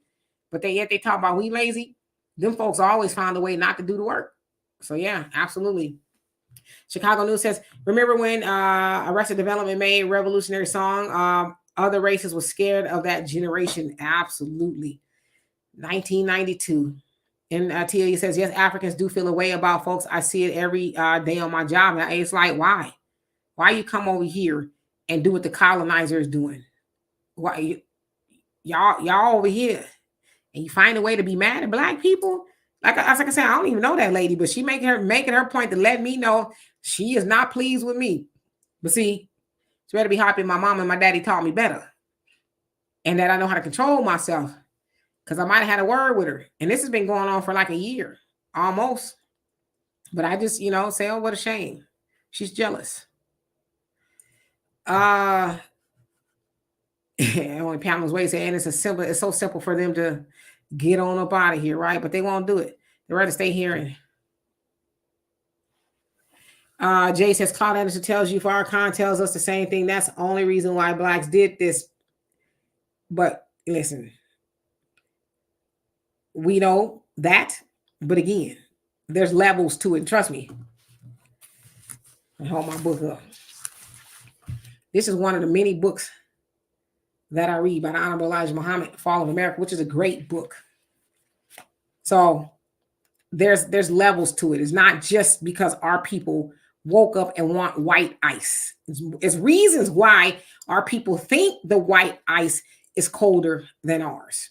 Carter G. Woodson said in Miseducation of the Negro, I think it was that book, where he says, was it that book? No, it was Brother Naeem Akbar. And he says, you'll see, says maybe it was the other one, but you'll go into a, let's say you have a black sandwich shop and a white sandwich shop. Black man going to the black sandwich shop. Won't see the man fixing the sandwich wash the hands. He may or may not have. Did you wash your hands? I ain't see you wash your hands. Will walk himself into the white sandwich shop. Won't see the white man wash his hands. And then won't say nothing. Won't say, did you wash your hands? Because I ain't see you wash your hands. You just assume that the white man's hands are clean because he's white. But how did that get that way? Conditioning. So, no reparation, no vote. He says, I've seen this all the time in South Florida by the Caribbean folks. Yeah, it's just, but they've been conditioned because they see how everybody else thinks about Black people, Black Americans, I should say. So they come over here thinking, well, I'm gonna do it to them too, because then I'm much better than them. So I'm gonna look down on them and act crazy with them and all this other stuff. But then, as we always say, and as we always see, the minute, because you know they look like us too, but the minute them folks get a hold of one of them, oh, we need the Black community. We need the Black community to come together. We need the Black community. And then we'll go on, you know, somebody on the internet will go pull up some tweets and they talking greasy about Black Americans. It's like, now you want us to help you? Why don't you call them folks you was caping for? You know, when you was talking greasy about Black Americans. But they get over here and get reminded they don't see you as any better. So what are you doing? You know? And Micah says she treat you like that because those are the type of Africans they want in America anyway, the plantation mammy types. Yeah. I always think when I see her suffer. Curly Girl says it's the same queen. Don't hate me because I'm beautiful. That's why she's jealous. It's like, wow, we might be very good friends. You know, I'm a really nice person, but I guess she doesn't think the same thing. I guess I'm supposed to bow down. I will admit too, okay, I'm a really damn good dancer. I am, and I'm not even saying it to toot my horn. I'm a damn good dancer, okay. And whenever I'm in class, you know, I have people compliment me, but they don't know that I've been dancing for a very long time. I'm a trained dancer. They don't need to know all that, you know. So it could be that too. You know, maybe I'm supposed to dance really small and, you know, no confidence. I don't know.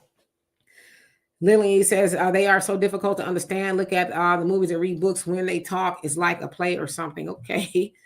All right. So let me skip down so I can catch up. No reparation, no voice, says post-traumatic slave syndrome. Yeah, that's what it is. We need to really understand those things. And I know the minister understands that. I mean, I've heard a copious amount of lectures and books read and stuff, and they're not just saying it's because we just think that the white man ice is colder than ours. They talk about the conditioning of our people. As the messenger said, we didn't create the N-word. Them folks create the N-word, which is why I always get mad when I hear, you know, Black people talking about when they hear somebody white or somebody who's not Black say the word. You can't say that word. You ain't Black. I'm like, why do you want to own that word? That word is not, that it didn't originate with Black people. We didn't make that word. That's them folks' word. But somehow we take ownership over that word. And as the messenger said, and James Baldwin, we didn't create the N word, if you will, but we act like that now, right? So wherever it was created from, and we know where it was created, they also ramrodded that conditioning into us as though we were that.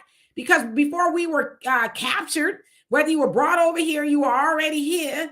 We weren't doing that kind of stuff. We were kings and queens and royalty and, you know, scholars and this, that, and the other. We were great people. We still are. But I'm saying before we were enslaved. So that was conditioning. We didn't wake up like that one day. They conditioned us to not be our beautiful, original selves. So it's more to it.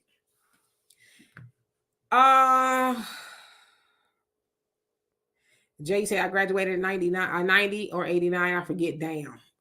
I graduated in 89. Sean, how you doing? Yeah. A Hellcat. That's what some of these cougars are. They got some Hellcats. Mike said I was bad as hell in school. My teacher gave everyone in class a Jolly Rancher and told me, none for you. I fixed her ass, went back after school and stole the whole bag. That ass whooping was worth it. Oh, you was bad. Common Man says no teaching to the grow up. Struggle is a part of growth, but the generation after my generation don't really know struggle. And that's why they're losing so much. You know what? I was having this conversation with somebody earlier. They say a first generation of millionaires rarely produce a second, because what they do is they rob their children of the struggle, not necessarily struggle, because you don't really want your kids to struggle, but they rob them of the hustle. They don't teach them what they did to get after it or obtain it, right? They're like, oh, I don't want my kids to go through what I went through. I don't want them to not have it. So they just give them everything, right? And so they're not able to wash, rinse, repeat, because they just been on the receiving end and not the getting it in, if you will. So you're absolutely right.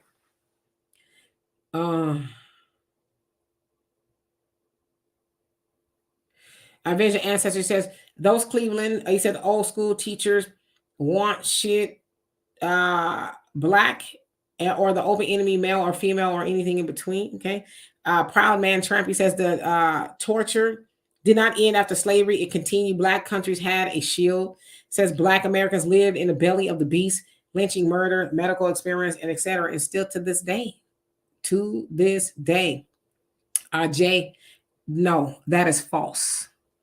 That's false. If that helps. 100% false.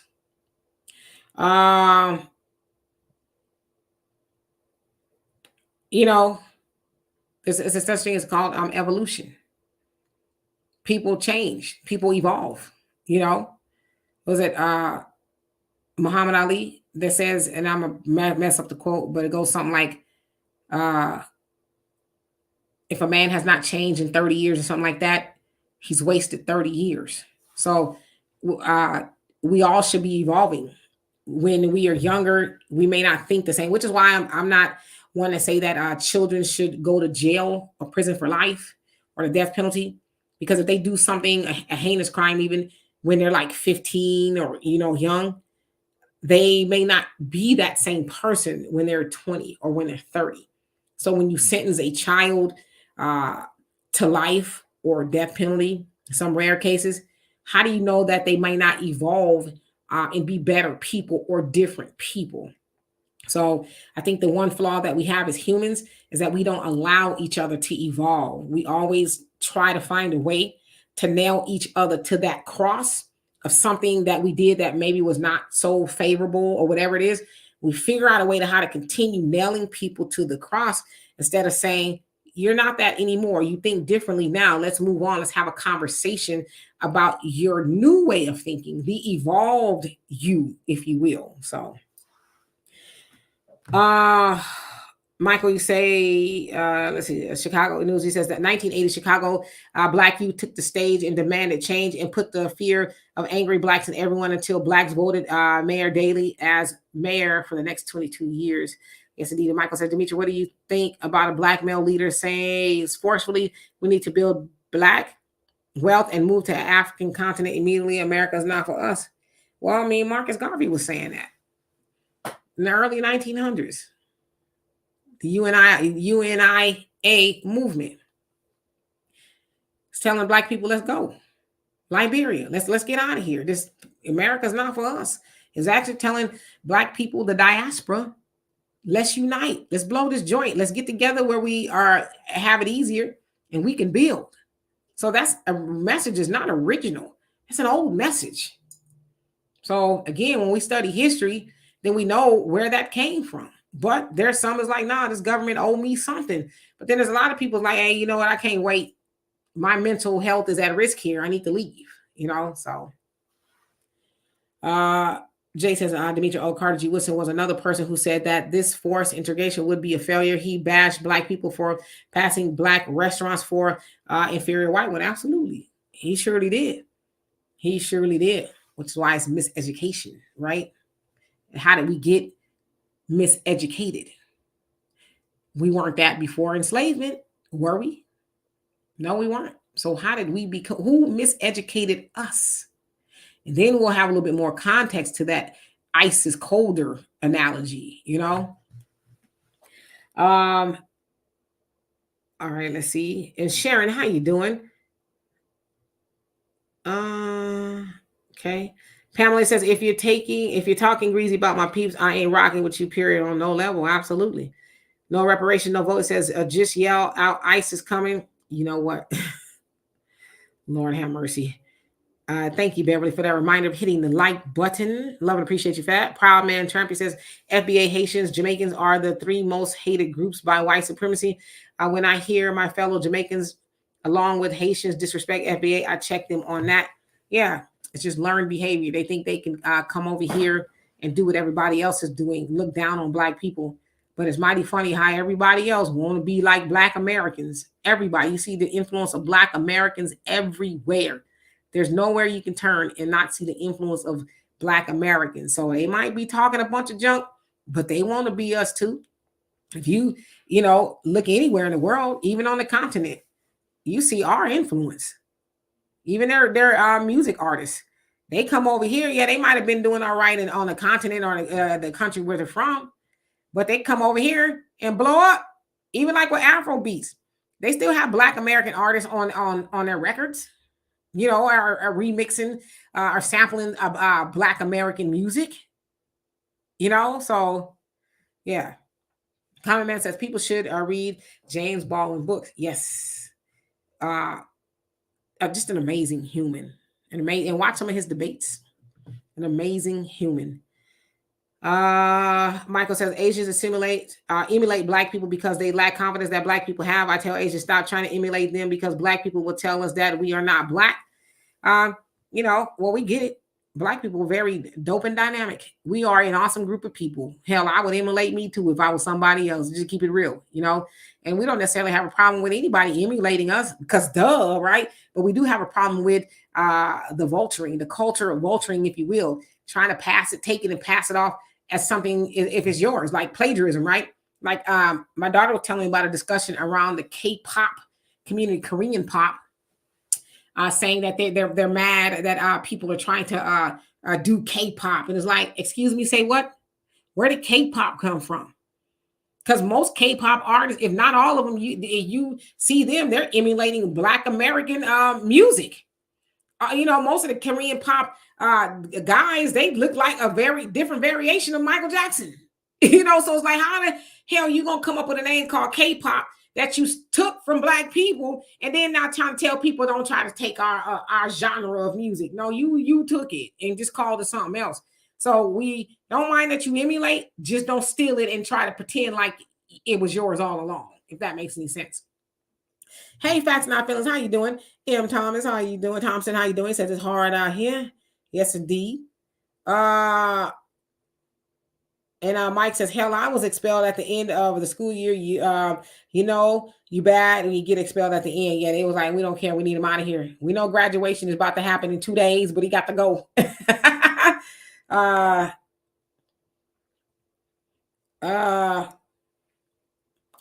But Jay, you have a problem with Malcolm X?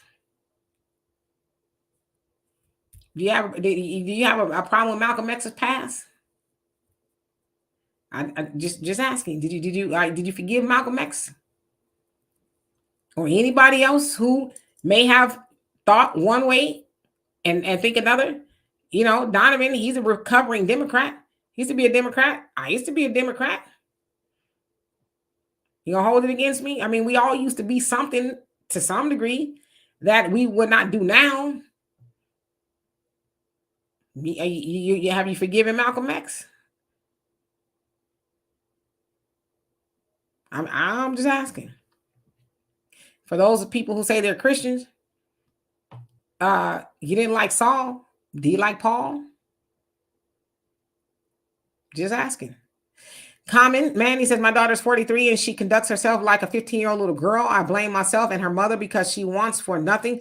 She sold 2 new cars for next to nothing. Incredible.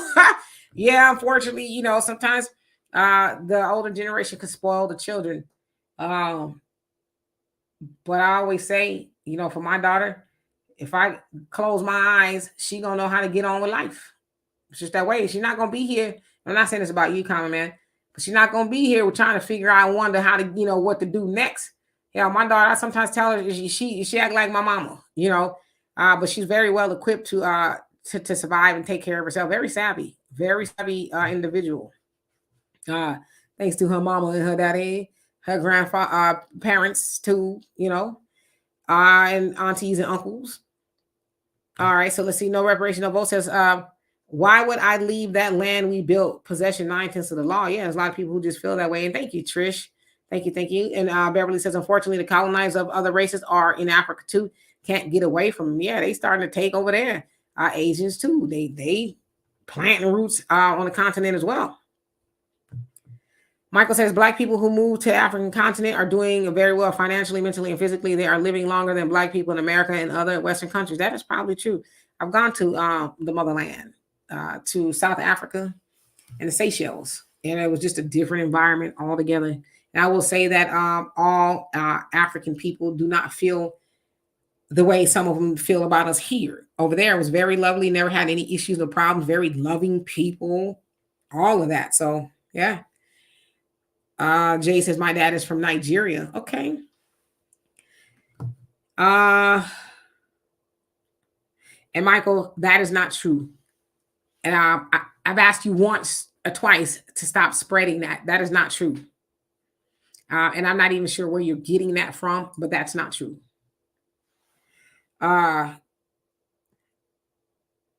Yes, Mike, they do. They love to emulate us.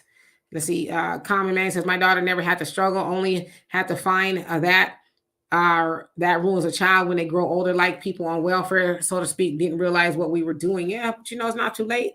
Say, hey, it's a sweetheart, we love you, but now you got to learn how to get it for yourself. I've always been raised with the ideology of God bless the child as God is own. Always, from my mom and my dad. My dad always said, if you got some of these, you should always eat. As long as you got hands and you got a mind, you should be able to eat, because what if all the jobs dry up? Then what you gonna do?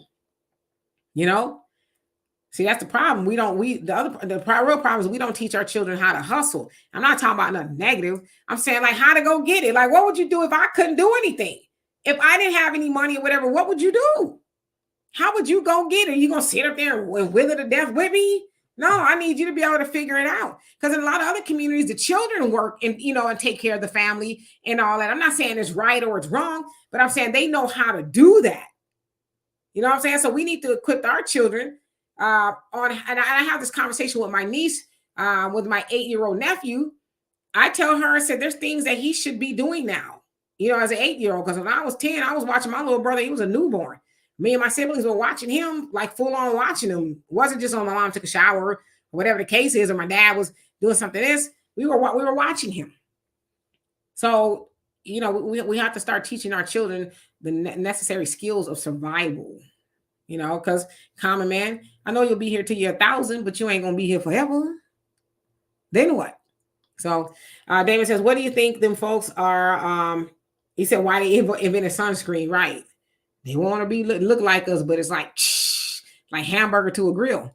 Lillian says, I don't know about iceberg being colder than the couch. 2024. Absolutely. Mike says they love to steal our culture. Yep. Like the Kelsey fade. M. Thompson. Yeah. Travis Kelsey. He, they asking for the Kelsey cut. The Travis Kelsey cut.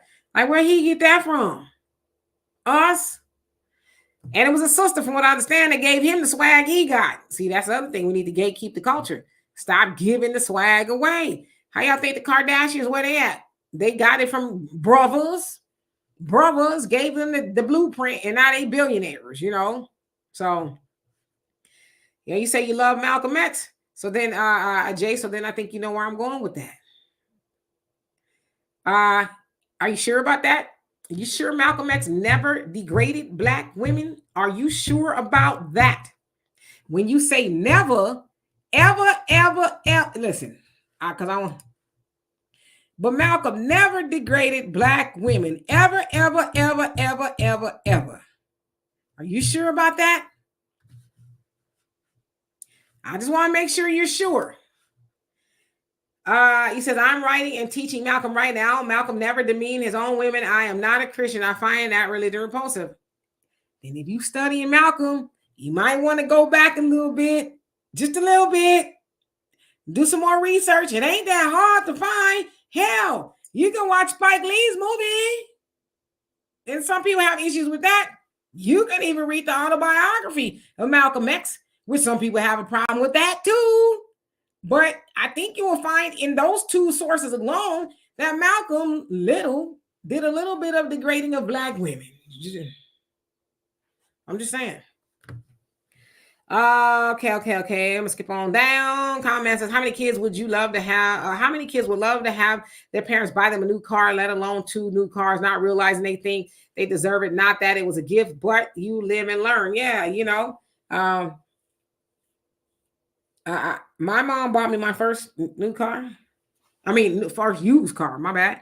And she got it from my grandmother. And my grandmother sold it to my mom for $500, a Mustang, 1979 Mustang.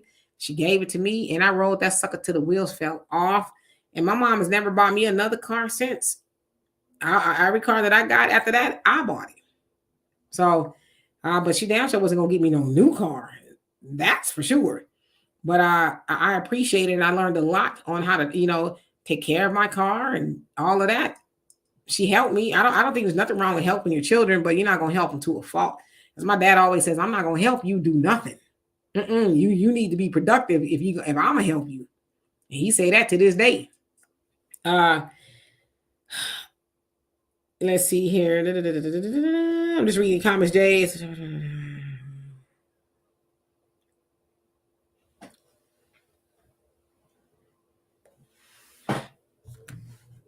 Yeah, again, you say you're studying Malcolm X. I think you really probably need to go dig just a little bit deeper. And I'm not making this up. You know, I'm not giving you a hard time.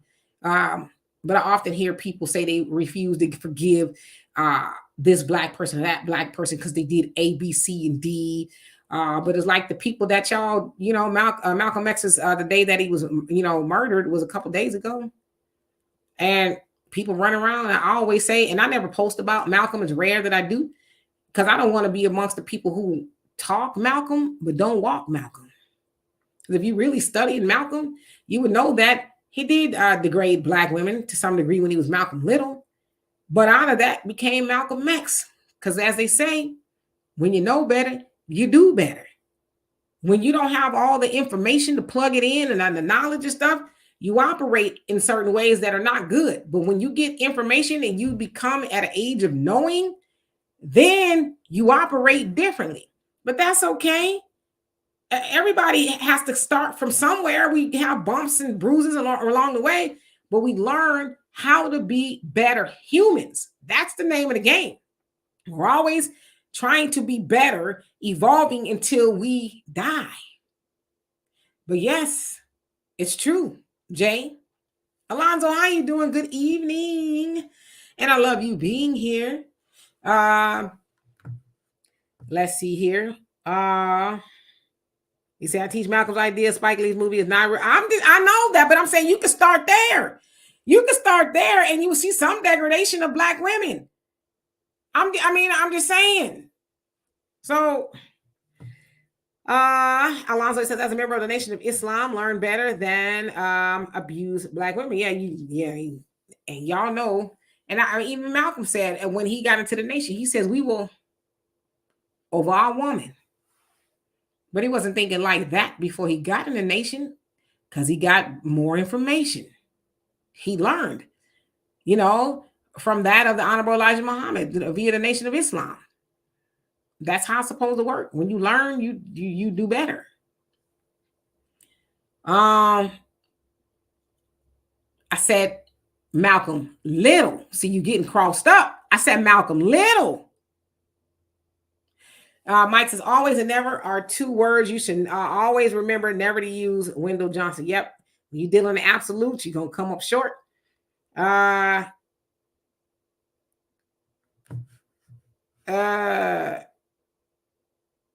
Okay. And you don't see him talking like that either. No more. So what are we doing? Because see, he don't need me to defend him at all. But what we not gonna do, as I always say, we got all this razor blades and lemon juice for our people, but we don't have that same razor blades and lemon juice for them people. We always figure out a way that, like I said, keep nailing our people to the cross. You remember back when you did 20, 30 years ago? Yeah, but I'm not that way anymore. So what? Well, make sure you don't get off of it.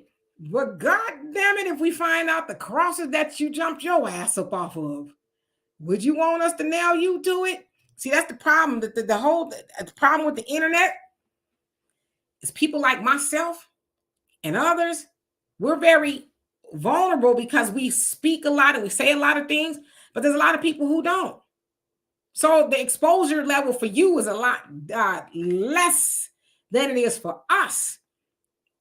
Just like when you think about celebrities and they get outed and exposed for doing this, that, and the other, it's like, okay, because they're celebrities, they have more of a visibility. But everyday people do stuff all the time that we'll never know. But God forbid we did find out, right? So, Brother Don says, had to get all mine out the mud. Yeah. And Evelyn, how you doing? Says Dr. Joy is right on with the problems that the FBA's face today. If she were to be heard more, might help our families. Yeah, we need to start listening to more people like Dr. DeGroot.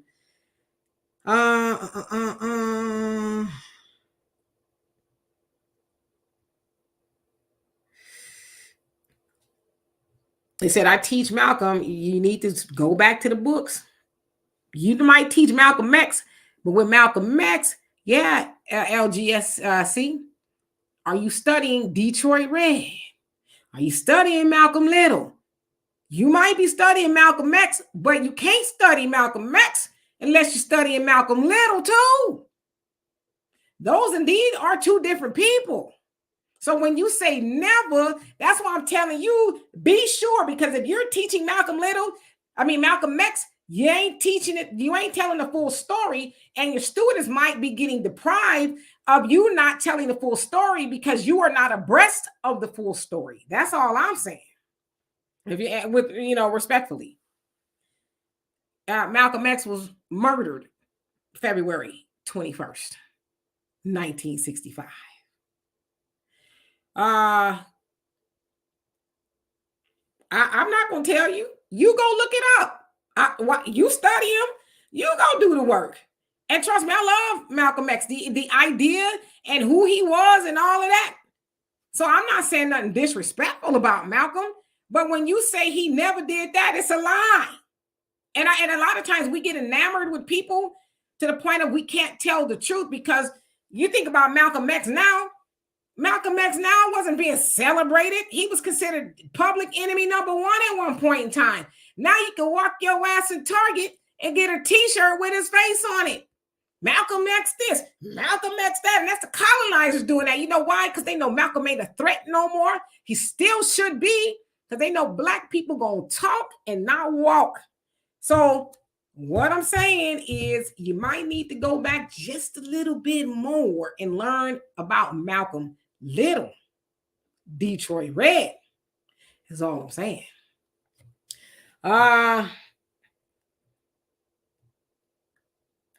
He said sometimes the act is so egregious that being better is your time and should not be on others. Who are you to decide what a person should or should not be doing? If they have been redeemed, who are you to decide that they should not be redeemed?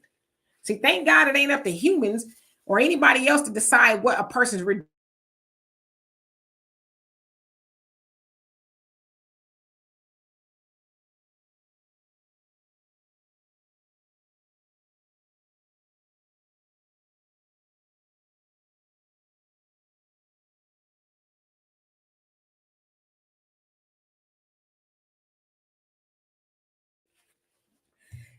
That hasn't happened in a long time. So if I click out again, I'm over my time anyway. So that was probably a good sign. And I'm sitting up here busting a sweat. I don't know what's going on with that. So anyway, yeah, but it's not up to us to decide whether somebody should be redeemed or not. I see you saying you teach Malcolm, but you're not teaching it all the way. Curly Girl says, Jay, just get on Phil broadcast and ask him direct from the true mouth. Alonzo said he's had a great revelation. He gained knowledge of self. Yeah. So I hope you're teaching that too. Teach that. Teach all of it. And Evelyn says, I agree. Maybe we fell from grace. Absolutely. Then you ain't studying the right. You ain't studying the right, Malcolm. You not. Don says, Malcolm Little lacked the opportunities that Malcolm X discovered. We all trying to tell you, but you want to die on that hill that he never disrespected Black women, but he did. If you studied Detroit Red, you know that was the case. It was. How you gonna be a pimp and not disrespect Black women? How you run around with white women and not disrespect Black women? Come on, man. I shouldn't have to tell you that. But again, see, that's the problem with us too. As people, we hate to admit that we're wrong. You're wrong. You're wrong, and you're going to try to make it seem like, oh, everybody else is wrong. It's okay, brother. It's all right. Take that tapping and say, all right, let me go back to the drawing board, but you're wrong. I don't have a dog in the fight to tell you you're wrong, but I'm not going to sit up here and say I'm wrong. You got a copious amount of people telling you once he learned Malcolm Little, but you saying that ain't the case. So I'm about to get out of here because I'm having some.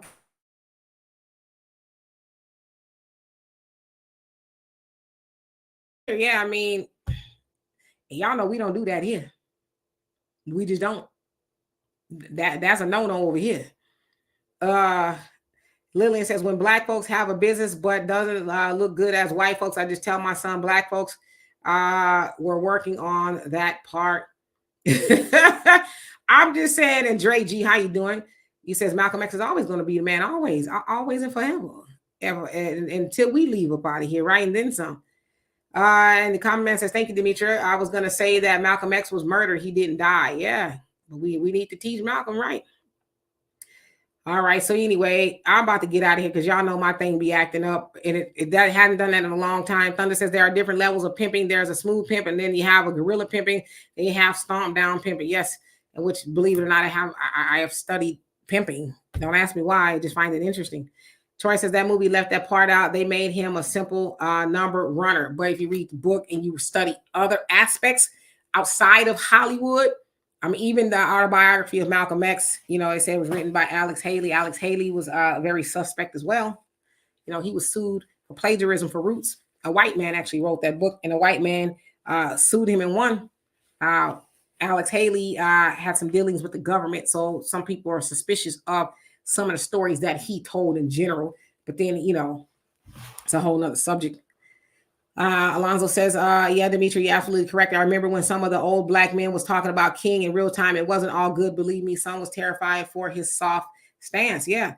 Also look up the Big Six about Martin Luther King. Martin Luther King also got an award for Margaret Sanger for the eugenics program. But if I say that to some people, they'll blow their top. That ain't the truth.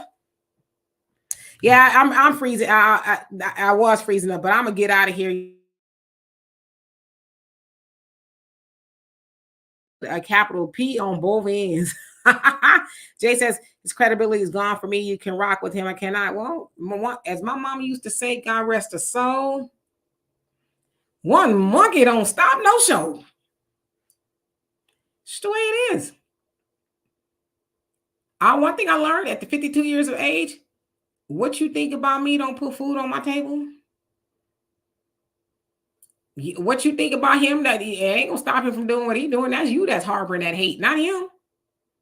And I wish, brother, that you would, you know, get that hate up out your heart. That man ain't did nothing to you. Not nothing. And you feeling a way about somebody that you don't even know and don't know you. That's a little weird.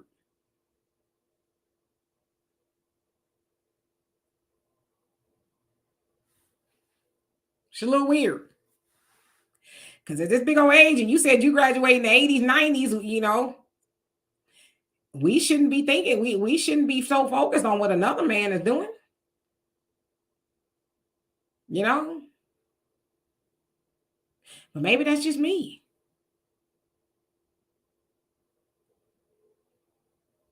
Mr. X, how you doing? I don't know. Hey, Miss B, what's going on? Yeah, we about to get out of here. As y'all can see, my throat is about to close up.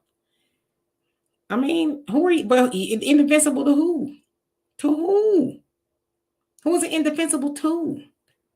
See, what I think it is that's a lie. You don't know Farrakhan either. That's a lie. You making up stuff now. You making up a whole lot of stuff. Yeah. You know, but I get it. I think what it is he says something that he home for you and you just ain't been able to let it go. I think you should let it go. Let it go. Just open your hand. Let it drop. Let it go. You man, it'd be so freeing if you just let it go. It may be tight, but is it right? I'm just saying.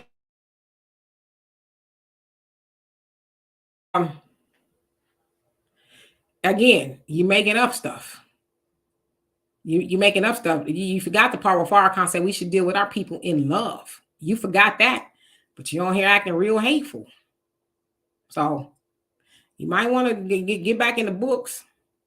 Honestly, Proud Man, you say don't let your blood pressure rise, Demetri. Some people, oh no, I don't let people rise my blood pressure. Absolutely. So anyway, I'm out to get out of here because I'm busting a sweat. I'm about to melt. And I'll see you guys tomorrow. We're gonna do our relationship show. I think I might change up. We'll see. But in the meantime, you guys, please be blessed. I'll see y'all. No, you're not, Jay. I suggest that you go back to every night. Yes, every night. Yeah, there you go. Take your issues up there. Yes. Well, listen, we know the value that Brother Phil Scott got. We ain't got to explain that to Jay. When we're not going to explain that to Jay. Why? You know. So anyway, I'll see y'all tomorrow. You guys be blessed. Peace. And go and get back in them books.